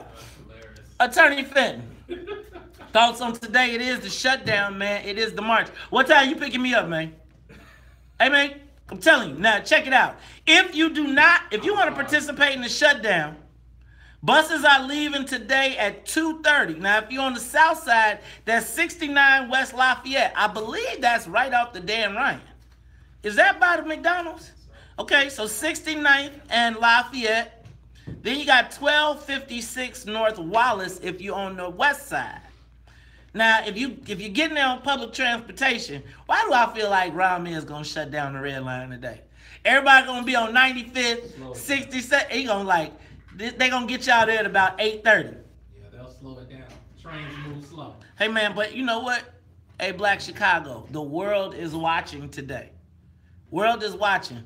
And I'm going to tell you all that you know they're going to look for the person to tell the story with like 2 teeth, right? Like, you know when they start telling these stories. So let me back up. What I want y'all to do is make sure that when they stick the camera in your face, that you can clearly articulate why you are here, what you are doing. Because what they're going to try to do is turn somebody or some people into caricatures. You know how the media like to do you. Be like, oh, look at, it could be the best dressed people. They can have all the people in suits and ties. You know they're going to go find let me stop. You know who they're going to put on the show, though, right? So black people, please, and brothers, when y'all loading up on the buses, make sure you know your points, your talking points. Be prepared, be organized, and stick with the team. And if y'all got a plan and the plan was to go to the left and somebody is telling you to go to the right, understand that's probably the detractor. And after the march, don't stop at the restaurants off Michigan Avenue. Oh, no. Because then that would be counterproductive to the march. He said we're going to bring some of the illness from the south side out north. And part of it is economic development. So we don't want to go down there and then help them economically. So if we want to protest, my wife said, stop protesting, let's start boycotting. Boycotting means not to patronize. I heard that. Now, check this out. It is also the weekend of white debauchery begins a day early with Lollapalooza. Black folks, keep your kids away from them drug-infested white folks that are going to invade downtown. It is like, by Saturday, it's like zombie land. Because they are walking around like, woo, take me to your drugs. Take me to your alcohol. Watch yourselves, black folks. Hey, I also want to encourage you all. Look, I try to give back in the neighborhood and give back in the community. And so my fraternity brothers and I are doing a clothing giveaway this Saturday. True Vine. Can y'all do me a favor? Can y'all round up your old clothes and household items and bring them over to us at True Vine Missionary Baptist Church, 6720 South Stewart. We'll be there this Saturday from 11 to 2. Phi Beta Sigma Men of the Dark Side. I think we're going to have some ladies of Zeta Phi Beta. Probably all our Black Greek family. The Alphas, and the Kappas, and the Qs, and the AKAs, and of course, my illustrious sorors of Z Phi B, as well as the women of Sigma Gamma Rho. We're going to have some iotas over there, too. Bring your household goods. Let's do something. Let's give something back. Attorney Fenton. So, no, you ain't. I keep waiting for you to tell me where you picking me up at, man. We got I'm thinking about it. I'll let you know. Hey, man, I don't like that face. Why you look like that? Appointments. My dog. My dog. Oh, man. Well, let me tell you what. And can I just say this, y'all? Attorney Finn, you pointed something out that I think is important. You know, I love my sister Karen. And, you know, I think what we've got to do is start to build relationships amongst each other so we can understand what all of our roles are. Yeah. See, like, I don't think that it's always best to put everybody on the front line. Sometimes people got to do different things in different roles. Got to have spooks sat beside the door. Got to have the marchers. Got to have the warriors. Got to have the lawyers. Because I'm going to tell you, I'm calling you. If they come get me, I'm calling Attorney Finn. Lawyers are critical. Right? Yeah. Maybe instead of, you know, maybe we organize lawyers, you know, people like Jeanette Samuels, you know, the Cook County Bar Association, tapping into our resources so that we're not one-dimensional. They already know how to deal with the march. Yep. They do. Do they know how to deal with thinking black folks that take a different path and a different strategy? Thurgood Marshall did. Go on, speak on it. You know? Yeah, what did it say? Ho Chi Minh said everyone plays a role. And we have to stop activist shaming. You know what I mean? And I respect the sister and I appreciate her enthusiasm, but everyone who's not on board exactly in the way that we believe they should be on board, they're ostracized. We want to call names. Can I tell you something? I believe that is one of the main reasons that woke folks, I say woke folks are so woke that they sleep. Because here's the lick, right? The lick is you don't need to save the people in the church. You need the people that's outside. You need the people that's shopping at the weave stores. You need the people that's using their link card and selling. You need the people that are listening to the other stations to make this thing go. Because, see, it's only about 5% of us that's woke. Quote unquote woke. And are you living your wokeness? Well, you know. You follow, it's like voting and activism. You can vote all day, but if you don't follow your vote, you know, if you don't activate your vote, if you don't hold those who obtained your vote accountable, then your vote doesn't necessarily have any power. And that would explain why we're constantly having these conversations about what's wrong and what's done to black folk in poor communities. So, like, you can be woke all you want, but what work are you doing behind your woke? Ooh.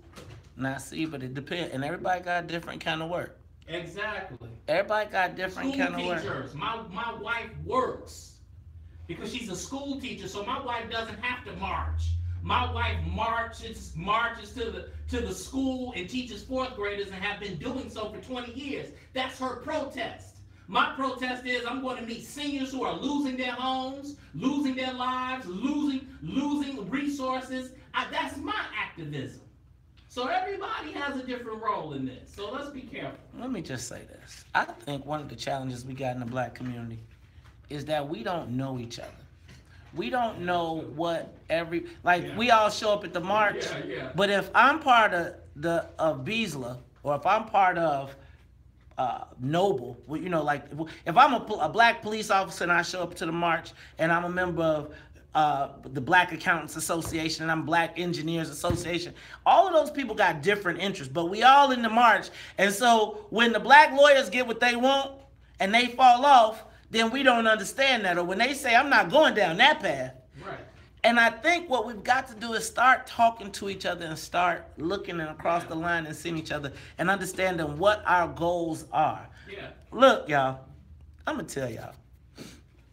Attorney Fenton, we got one more day this week, man. We're going to burn it down tomorrow. I'm going to tell you, we're going to burn it down tomorrow because we're going to have a lot to talk about. But, y'all, if you are looking to get involved today, 69 West Lafayette, 230, 1256 North Wallace, 230 if you want to get on the bus.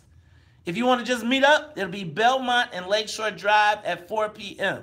Now, for Annette Flournoy in the newsroom, for DJ Pat Double XL Exclusive, who is sitting in for the musical conductor Sonia Escobar, for attorney Ernest B. Fenton, I am the host of the WVON Morning Show. And if they don't like it, you can still tell them. May said, we out of here. Peace. Good show, man. Good show. All right, y'all. Take a moment, share the broadcast. Brother Patai, I will let you know. I find out what time we get out of camp. And then depending on what time we get out of camp, we can roll out. Roll out. All right, my brother. I appreciate you, man. Thank you.